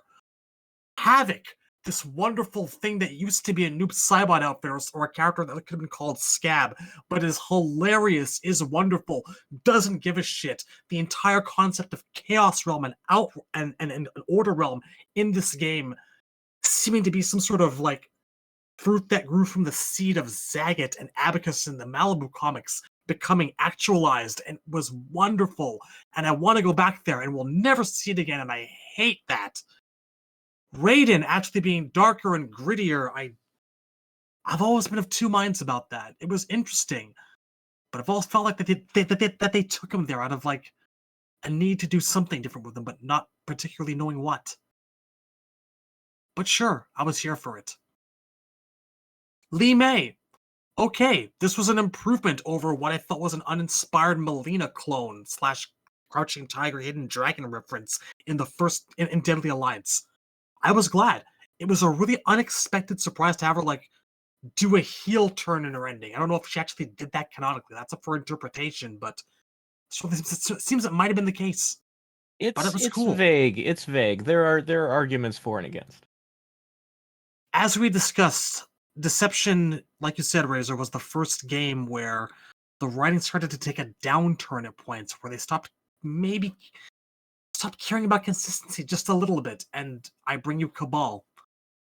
And yeah, this is where they started like getting Cabal's alignment wrong. Melina's bio references Kitana having been brainwashed, which is not supposed to be canon.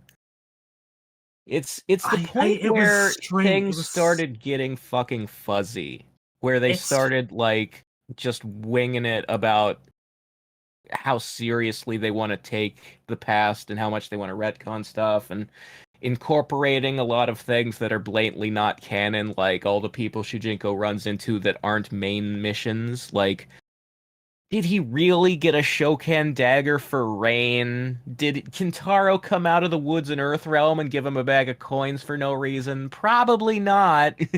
Meat did. You know Meat did, because he meets classy like that. Oh yeah, Meat definitely has a British accent. That is super. Yeah, take this. Nah, capital.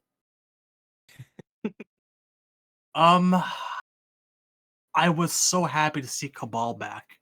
You know, like I said, this is the game where we got the payoff for those really hardcore fan favorite characters. But what they did with his storyline, him trying to form a new Black Dragon, you know, if they didn't have to change things that much, but people wanted good Cabal, you know, if they just said he's reforming the Black Dragon, but as maybe a force for good, that's all it would have taken. But no, he just Yeah, like if there was any kind of like purpose or motivation at all, like the Black Dragon that we get in Deception is like they're anarchy terrorists now because Havoc got in Cabal's ear, and even then, if they had possibly just made explicit that okay, maybe Cabal is being brainwashed by Havoc a little bit, something to account for this complete 180 turn from the character he was supposed to be alluded to becoming in his MK3 ending, but nothing.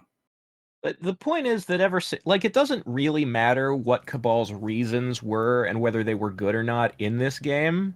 What matters is that from this point forward, the people who work there would always be confused about whether Cabal was supposed to be good or bad. I'm gonna get so drunk during the Cabal retro. It's gonna be amazing. I mean, I agree 100%. I think that's one of the worst fuck ups in MK history was not carrying out the vigilante storyline of Cabal. And also the legacy of that mistake lives on today. Yeah. It's terrible. It's just like the Goro shit. Yeah. Goro, I think, is easier to fix. I feel like Cabal's too far gone. Yeah, I mean, all you have to do with Goro is, like, when you start over, don't do that shit. But Cabal is literally like, you have to pry into the heads of the people who work at NRS and figure out who do you think Cabal is and what do you think is popular about him? Why are you doing this to him? They either don't know or they think it's boring. So moving on, Ermac. Come back to us at last, reworked, given this amazing new outfit. And this is the game where we got the genesis of what Ermac could be, of what Ermac is now. This is the game where he started speaking as we, referring to themselves in plural. And it was wonderful. Everything about Ermac in this game, building up on where the Deadly Alliance's story took us in Conquest mode, and seeing him here, it was just this whole rebirth for the character. Actualization, and it was so great to see it. And motivation, too. Like, he actually had motivation, yeah. And alignment. It was great. Yeah, what they did to Cabal and Deception is almost exactly what happened to Ermac and MKX. I'll never forgive that, ever. That was so disappointing. Ermac and MKX I can kind of forgive because it's a completely different timeline, and maybe he didn't meet, Kenshi. Sure, fine. Well, he shouldn't have to meet Kenshi for, like, the idea was when he's free of Shao Kahn and able to choose what he wants for himself or what they want for themselves, the reality is that since all of these souls that he's made of were taken from people who opposed Kahn, then if they were free, they'd be good guys. So in X, what are they? Because they're kind of good guys in the sense that, like, they picked Kotal over Melina because they think he will rule Outworld less badly. But it's still, like, he has a lot of intros where he's kind of a threatening asshole. I just think the new writers have no interest in good characters. They Yeah, have the no. the vibe is just wrong. Yeah, like I can consent to that. Yeah, look at what they do to all the good guys in the NRS era. They kill them and but turn them into evil zombies.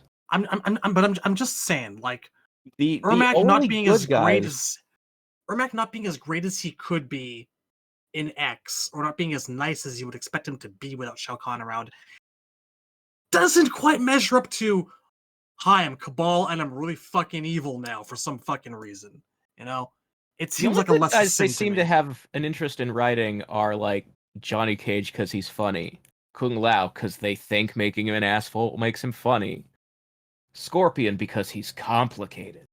Like they have Sub-Zero like doing Sub-Zero stuff, but like their way of getting around that they probably think that's boring is that they don't include him much. I just think it's not even just a Mortal Kombat problem, to be honest with you. I think modern writers think virtue is boring, and I don't understand it. It's so fucking weird to me. I think it's because like all of the prestige TV that's gotten real popular, the main selling point of those shows is watching people be horrible to each other. Like Game of Thrones, Walking Dead, Breaking Bad. It's every popular show is about watching people fall to corruption and like you're watching a show where the earth is overrun by zombies and the message of the show is humans are the real monsters. Fuck off. I'm just gonna be really fair and say that Breaking Bad was equally about Jesse Pinkman's becoming a better person as much as it was about Walt becoming a worse one. Yeah, but how many people are smart enough to take that from it as opposed to just taking away from it how popular Walter White is? That's unfortunate, also true, but still, fuck stupid people. I think it's also a problem of just there is this philosophical lean of people don't think there's such a thing as genuine altruism, and I'm just not in that camp at all. And intelligent minds can disagree on that topic. That is a I'm very with deep you. topic, but I happen to like how it's at the very least, don't take altruism out of my fiction. I don't leave my fiction alone. I like virtues. I like ideals. It's one reason why I like Demon Slayer so much. But anyway, I didn't mean to get y'all on a tangent. It's something. It's problematic. I'm just gonna go This back is- to these deception characters briefly. Yeah. So you had, like I said before, with Havoc, the opposite side of that coin, Hotaru, bit of a dick, but I love the absolute order at any cost aspect he brings to the Mortal Kombat universe. That order is unchecked. Order is as much of a potential danger or thing to be wary of as chaos is. I loved the way they approached that. You had a really interesting new character in Ashra, who I was really hoping to see go places, and I wish that Armageddon could have capitalized on maybe her and Nitara having a rival or something, because I really enjoyed her. I was hoping she'd be a fixture of the series, and it wasn't to be. And you had Cabal students, Kira and Cobra. Cobra I was all about because, yes, I love the Johnny Lawrence reference. I wish that he was a bit less of an obvious Ken Masters tribute, but the idea is solid. I enjoy it. I'm not sure how you do a blonde karate guy without making people think of Ken. You just don't give him the exact same fucking hairstyle. That's all it takes. I don't know, because like if you look at the Deception character select screen and turn the gi red, it's Ken. sure. You just need to make him a little bit less Ken. But it's not hard to every do so. fighting game has a Ken. What if you shaved his head? What if you gave him a goatee? What if you named him Heisenberg? I mean, I'm kidding here, but I'm just saying Dan he could have been comes a bit less of a direct homage. That's all I'm saying. Dan is like more of a parody of Robert, but people love Dan. So I think the real problem is Cobra didn't have enough to do. Yeah, the other aspect to that is I kind of have always felt that Mortal Kombat at this point had always had its own identity, its own brand, that it didn't need to pay lip service to the big rival franchise, you know? Well, the thing is, it didn't unnecessary. It didn't actually do it on purpose. Like, he's not deliberately Ken. Like, it's Like- something that they sort of noticed after they made him, and that's why they were calling him Ben in development. But he was originally Johnny Lawrence was the main thing, I mean, and it's don't lean into it. Lean away from it. I Make the character grow. disagree at this point. I think that they leaned away from it somewhat by having him have his own moves, and people still called him Ken. I think any changes you make, people will still call him He Ken. had his own moves, but they were still his limbs on fire like Ken does. It wasn't but that's enough. basic martial arts chi looks like You fire. can implement chi in a million different ways. You can make it look like wind or water or shadows or light. If it looked like wasn't- wind, it would look like Ryu's Hadokens. The and bottom people line would still is, say he's Ken. I don't think it's avoidable. it could have If been you're lightning. gonna have people call him Ken anyway, instead of fighting it, try to work with it. No, I disagree. You know, do you remember what Street Fighter's biggest tribute to Mortal Kombat was? I don't remember Street Fighter ever doing anything. It was called Doctor and Dark, and no one fucking cares about it because it was terrible.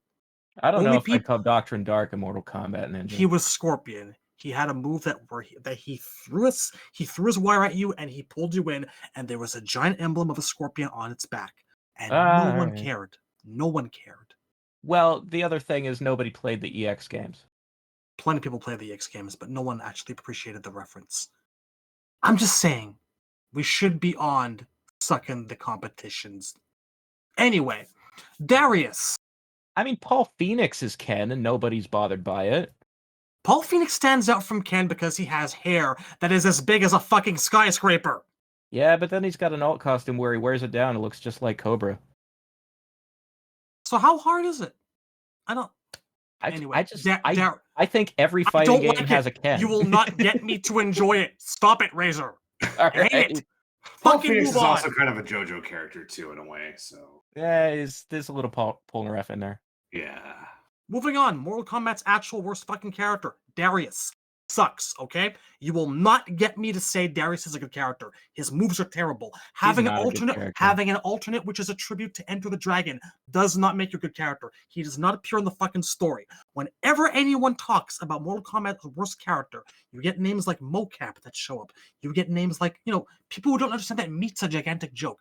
I have maintained for ages that Darius is Mortal Kombat's worst character because nobody talks about him. Nobody cares. I'm with you. I think Dairu is remarkable and for how bad and botched the concept is, and how stupid his moves are. Nobody cares about Darius. Nobody. I'll give you that. I mean, And then maintain those two are the actual worst, Darius and Dairu, yeah. I wanted to like Dairu. I was always behind the concept of a huge bounty hunter character, and then his moves are like something that someone who just smoked a ton of crack or crystal meth would think of. Kick fireball shurikens, slamming yourself into the ground abruptly at 90 degrees. I want that MKDA sketch back as a character, man. Fuck this thing. And then there's Kira. Why? We did this already with Jarek. It didn't work. Stop giving other people's key moves. Well-founded people. I think we've harped on this enough. Like, there are good concepts here, but I honestly think Kira plays the way she does because Ed Boon cannot go one single game without Kano's moves. It really is He's true, got a isn't problem. it? I think it's like a drug addiction kind of thing. Like he gets the shakes if they make a game and the cannonball's not in it. I was totally on board with the idea of like this badass girl who ran weapons in Afghanistan disguised as a dude. And nothing came from it except that she was maybe a little bit smarter than this dipshit Ken ripoff she was training with. Yeah, Kira's the one character I have the most non-response to out of the entire series, I think. I have no opinion on Kira, really. So now that all that's out of the way, you have Zombie Liu Kang, which I absolutely adored, coming after snapping Liu Kang's neck. What's better than thinking your hero is dead forever, playing as his resurrected, angry, controlled corpse? Loved it. Angry chains and all of it. Yeah, there's something. I think the casual observer will be like, well, what's the difference between that and the Revenants? Why do you like one and not the other? There's a different approach to building up a character for 10 years and 10 years was a longer time in MK1 to MKDA than it is now, where like there's MK9 was 11 years ago. Does it feel like 11 years ago to you? Does it feel like there's been like a whole lot of water under the bridge and games since then? No, there's only been 2 games since then because they make the Injustices in between. And that feels like it fills that time, and it feels like the time doesn't pass. It doesn't feel like it feels like it's been 11 years, but it doesn't feel like it's been 11 years of combat time.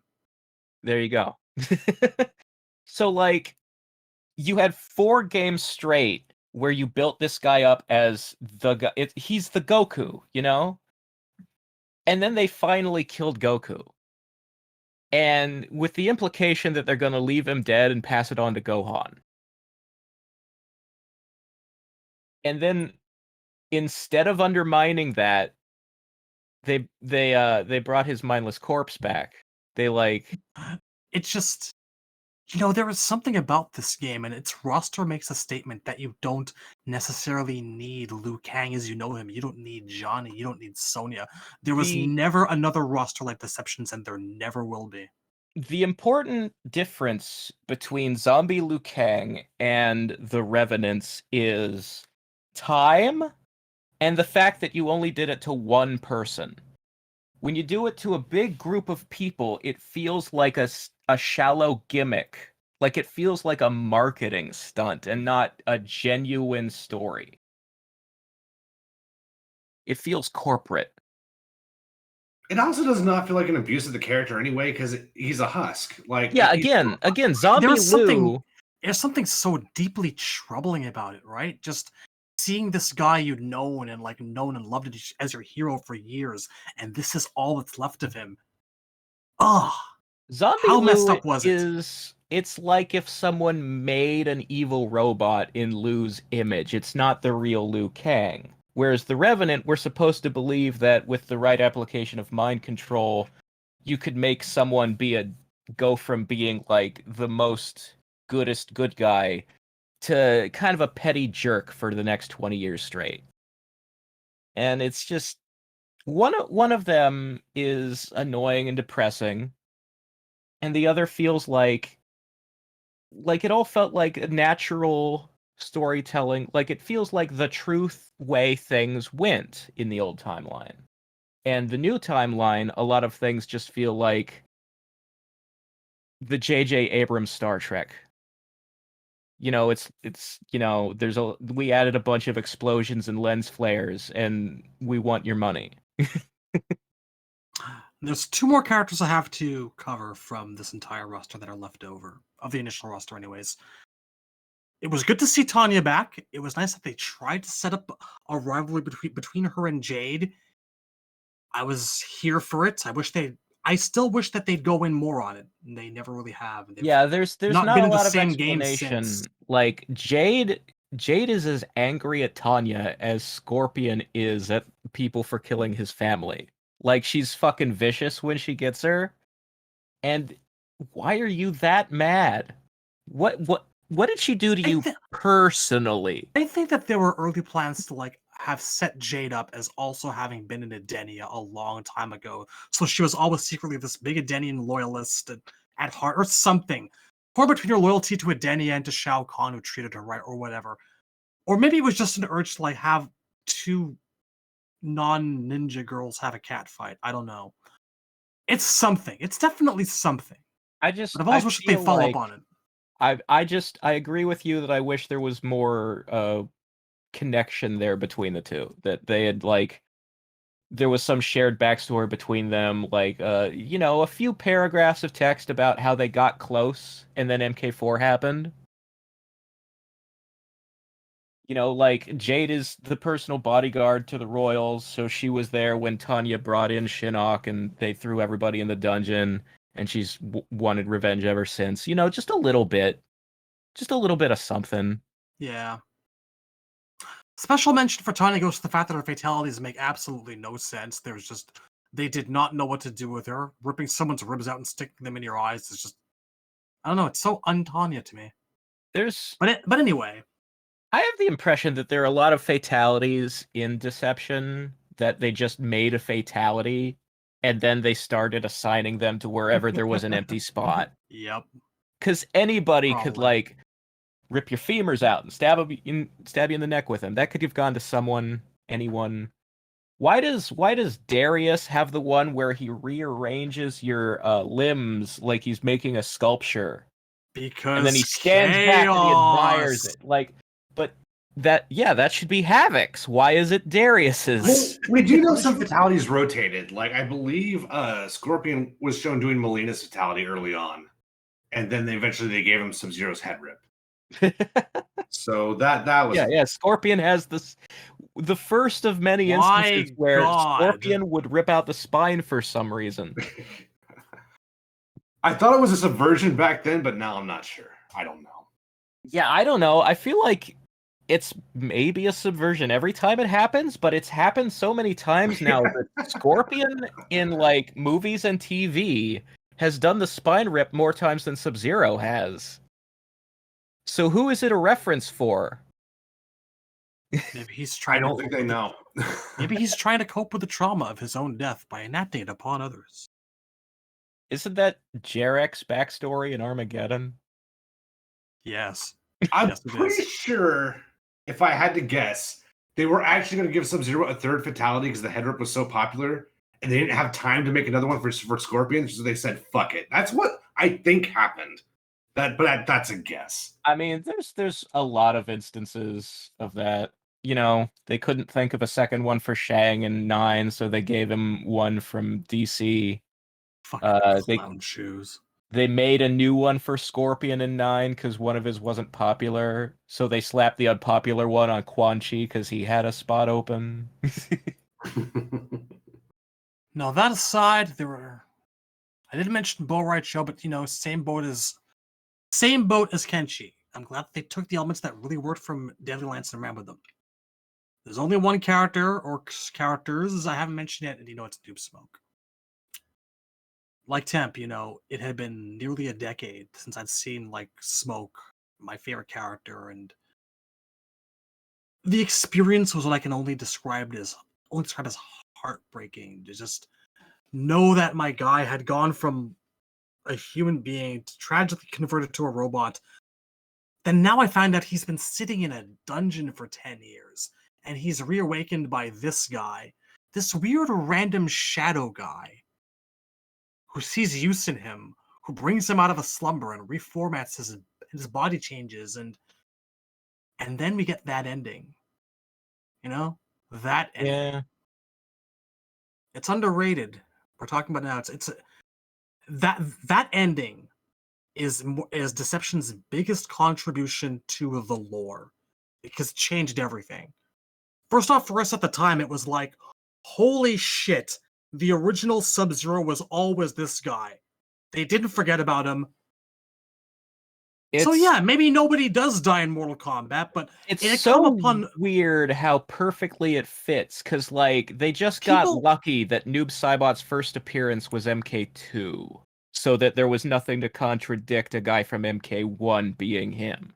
People nowadays, I think a lot of newer generation fans think it was an intentional, long planned out thing, and it never was. No, John Tobias it was a series of coincidences that happened to work really well.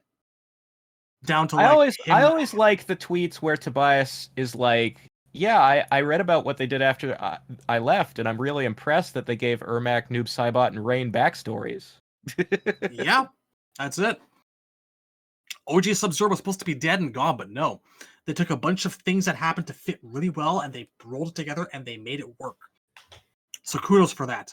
I always think it's extra funny because the way Tobias tells it, he didn't even create Noob Saibot. Like, he was a little bit salty that Ed had made Reptile while he was out of the office in MK1. So he's like, no, this time you're going to work with me on these secret characters. And they made Smoke and Jade. and then he left the office for the night, and Ed made Noob Saibot. It's very Tenacious D. I like it. I like the spirit. Noob fans definitely came out on top. Smoke fans kind of got stuck with the Ray's parents problem, where it's like, don't worry, they'll solve this later. There was on top, and there were things that worked. There were things that didn't. I went it very much with Smoke being in Deception. I went very much from seething to coping. Like, I now have like a host of headcanons of like, oh, this is why Sub-Zero hasn't thought about him in 10 years. It's because he thought he died during MK3. And this is why he chases after the two of them, because he sees Smoke. You know, it was bittersweet. Like, in some ways, this version of Noob Saibot, gameplay-wise, just sucked ass. Whereas the block disabler, whereas any things that made his cheesy trilogy form so much fun. But on the other hand, holy shit, Smoke's starting to get his own moves. Can you fucking believe it? He uses Smoke offensively. Praise the fucking Elder God. You know? We were waiting a really, really long time for Smoke to have moves, weren't we? We really were, and I'm never going to forget. You know, that character to me is Smoke. Noob is a prop to finish combos with. I had so much goddamn fun with that character. I mean, Smoke's also the best character in the game too. He's almost unbeatable at high level. He's very good. I know that it's just a symptom of him and Reiko stealing from each other, but I like Noob with shurikens. Yeah. I don't know. Just a small thing. He had the better of the two fatalities as well. I really like his fatality in that game. You can have two projectiles. You can. I'm just so used to, like, if Noob has a signature move, I think it's maybe the block disabler. Well, that aside from throwing his own shadows out everywhere, you know? Yeah, I do like the, I mean, I call it the ghost ball. He's throwing ghosts at you and they're haunting you, and that's why you can't block. Poopy. But that aside, my thoughts on the roster aside, you know, I was never much one for puzzle combat because, like we just talked about with Cobra, I don't like it when they dig into the thing that the competition has done and try to follow in their footsteps. You know, it's fun, but I've done this before with Ryu and Ken, and I never cared for chess because it didn't actually matter how good you were at real chess. It mattered how good you were at the actual game engine. They're fun distractions to me, but nothing more. Conquest, though, even though Conquest was, like we said much earlier, a walking simulator, Outworld is where I want to be. It has always been, out of all the characters in Mortal Kombat, Outworld is the most important one. And when I think about the fact that we are 2 generations out from this game, that Deadly Alliance is 2 years shy of being 20 years old, and has been almost that amount of time since Deception, and the things we could accomplish now if we could have a game where we could just explore Outworld, you know? It would be nice. It would be nice to have open world again, and actually, like, if they put like an explorable city with Shao Kahn's fortress in it and locations from MK2, and then you could walk across the wasteland and go to the tower and the portal and all that kind of thing. Between this and what Shaolin Monks would give us a scant year later, it breaks my heart that we've never been able to do that again. Because that was my favorite part of Deception. Just exploring the world of Mortal Kombat, exploring Outworld. It feels like a home away from home for me, and it's a place I'd always wanted to visit and explore. And I'll always love Deception for that. Even if it is a walking simulator that lets you punch people every now and then, you know? I mean, the frustrating part is when you punch a grandma and she blocks it and punches you back. Hey, masters are left and right in this universe. Clearly. But yeah, that's what I'm getting at. Like, can't stop me from breaking into her house and taking her 20 ruby coins. Running around and like, I don't even care that Kintaro's giving you $1,000 in the middle of a forest at 2 a.m. just outside of like the street like a drug dealer. I love the experience of just time passing and being part of that world, just running around in it. It's all I've ever wanted out of Mortal Kombat. I might honestly sacrifice the next 5 fighting games if I could just get some sort of adventure Mortal Kombat title, you know? I mean, I there miss it was so much. something magical about the fact that like every single character returned somewhere in Conquest. Like they were low Oh poly god. models, and you don't interact with Kai like one little time, and you'd be like, "Here, give the staff back to Raiden. I'm done with it." But he was there. Mataro was there. He also gave you money for free. He had a really fucked up face, but he was generous. Anyway, that's my point. You know, I could talk about how fun I found, you know, the story and how great I found Onaga to be as a new villain, and you know the continued fun I had with the crypt and whatnot. But it was a game where I was just glad to see my favorite characters come back, even if like you, I could tell the writing was starting to slip a little bit. The fighting was tighter, the combos were breakable. It was an improvement over Deadly Alliance in almost every way that counted for me. The stage fatalities being whatever they were, like we discussed before, and being able to run around. Deception is still one of my favorite Mortal Kombat games. We will never get the like of its roster ever again. We are never going back to a period where we don't have the entire MK1 and or 2 plus some characters from 3 roster the way that this game did. You know?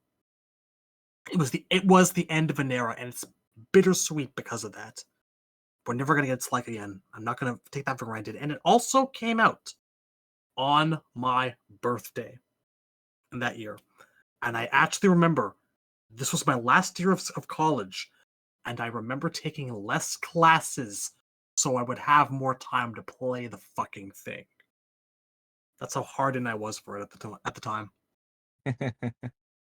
Still one of the Yeah, absolute best MK games for all I its faults. I lost some grades to in college to playing Deception and when I should have been studying or doing an assignment. Although Deception came out about the same time as one of the, I think it was Budokai Tenkaichi 3, and I was playing a lot of that too Yeah, those games with were my nothing to dorm fuck mates. with. Those games were fun. That's another one that has like an open world you can run Yep. around in.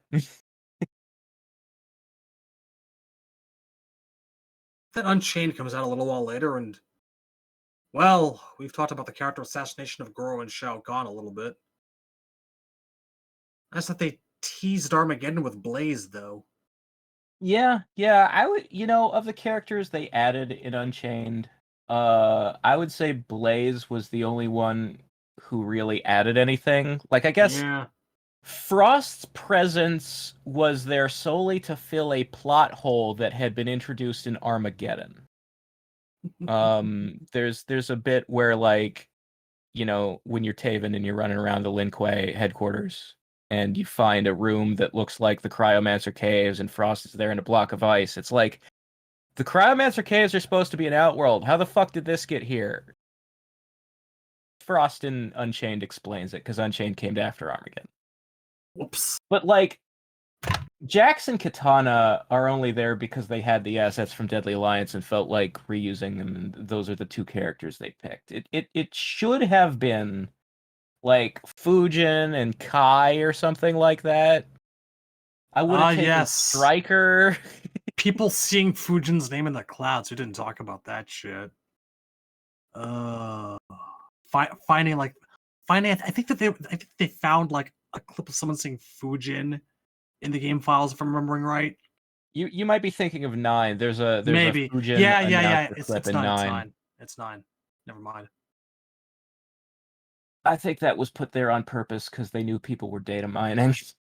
They wanted to fuck with us. But yeah, like story-wise, like Fujin being missing for most of the 3D era did not make sense. He was the protector of Earthrealm. Raiden was supposed to be retired, and he's like, yeah, but I saw these guys doing this thing and I don't like it. Nobody's doing anything about it, so I'm gonna. Like, that doesn't mean Fujin shouldn't show up.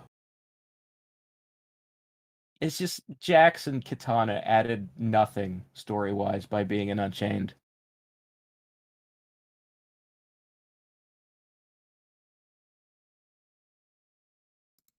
Is Is it that it? Armageddon time?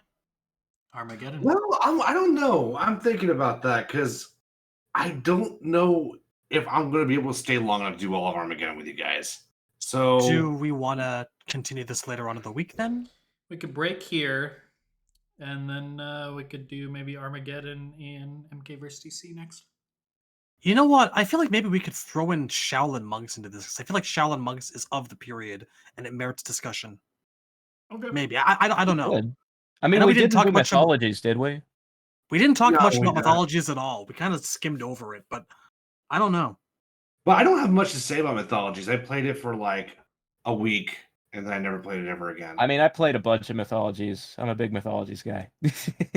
I used All cheats. right, I beat it like in a day. What's up? Go on. Well, I think that all of us are going to have a lot to say about Armageddon. It was a major turning point for Yeah. me. I know it is for Razor. I mean, I might forget to say it when we come back to it, but one of the things I was gonna say is like gameplay wise, I know that Deception is like objectively the best 3D era game. It's like the most balanced and everything, but since I don't think any of them are competitively viable or even fun in human versus human, the one I like best is Armageddon because it was the least stiff feeling All right. and because it had the most returning special moves. Like after they totally fucked over Sonya and Johnny and Jax and Raiden and Deadly Alliance, they started bringing some of those moves back in Armageddon. Look, I see what you're doing. You're trying to get the foot in the door to start the conversation. We're not talking about it right now. I have to urinate very badly. Let's end the Balance episode wise, here. Armageddon is the most balanced Yeah. of the three I because just Smoke was so problematic and Bo Raicho was so problematic. You got baited. You're getting baited right now. got him. We'll end it here. I mean, we have gone 2 hours and 16 minutes so far, so this is already a decent size episode. We can hit the remaining 3D era stuff and whatever else we decide to throw in that one on the next one, and then we can get the modern stuff after that. So, Alright. thanks Sounds like everybody a plan for to me. yeah. Thanks everybody for tuning in, and hopefully you enjoyed this discussion as well. And then we'll be in your ears again soon, whether you like it or not. Take care. Oh everybody. lordy, we coming. I'm gonna put it in your ear. Take care, everybody. Later, nerds. Bye, folks.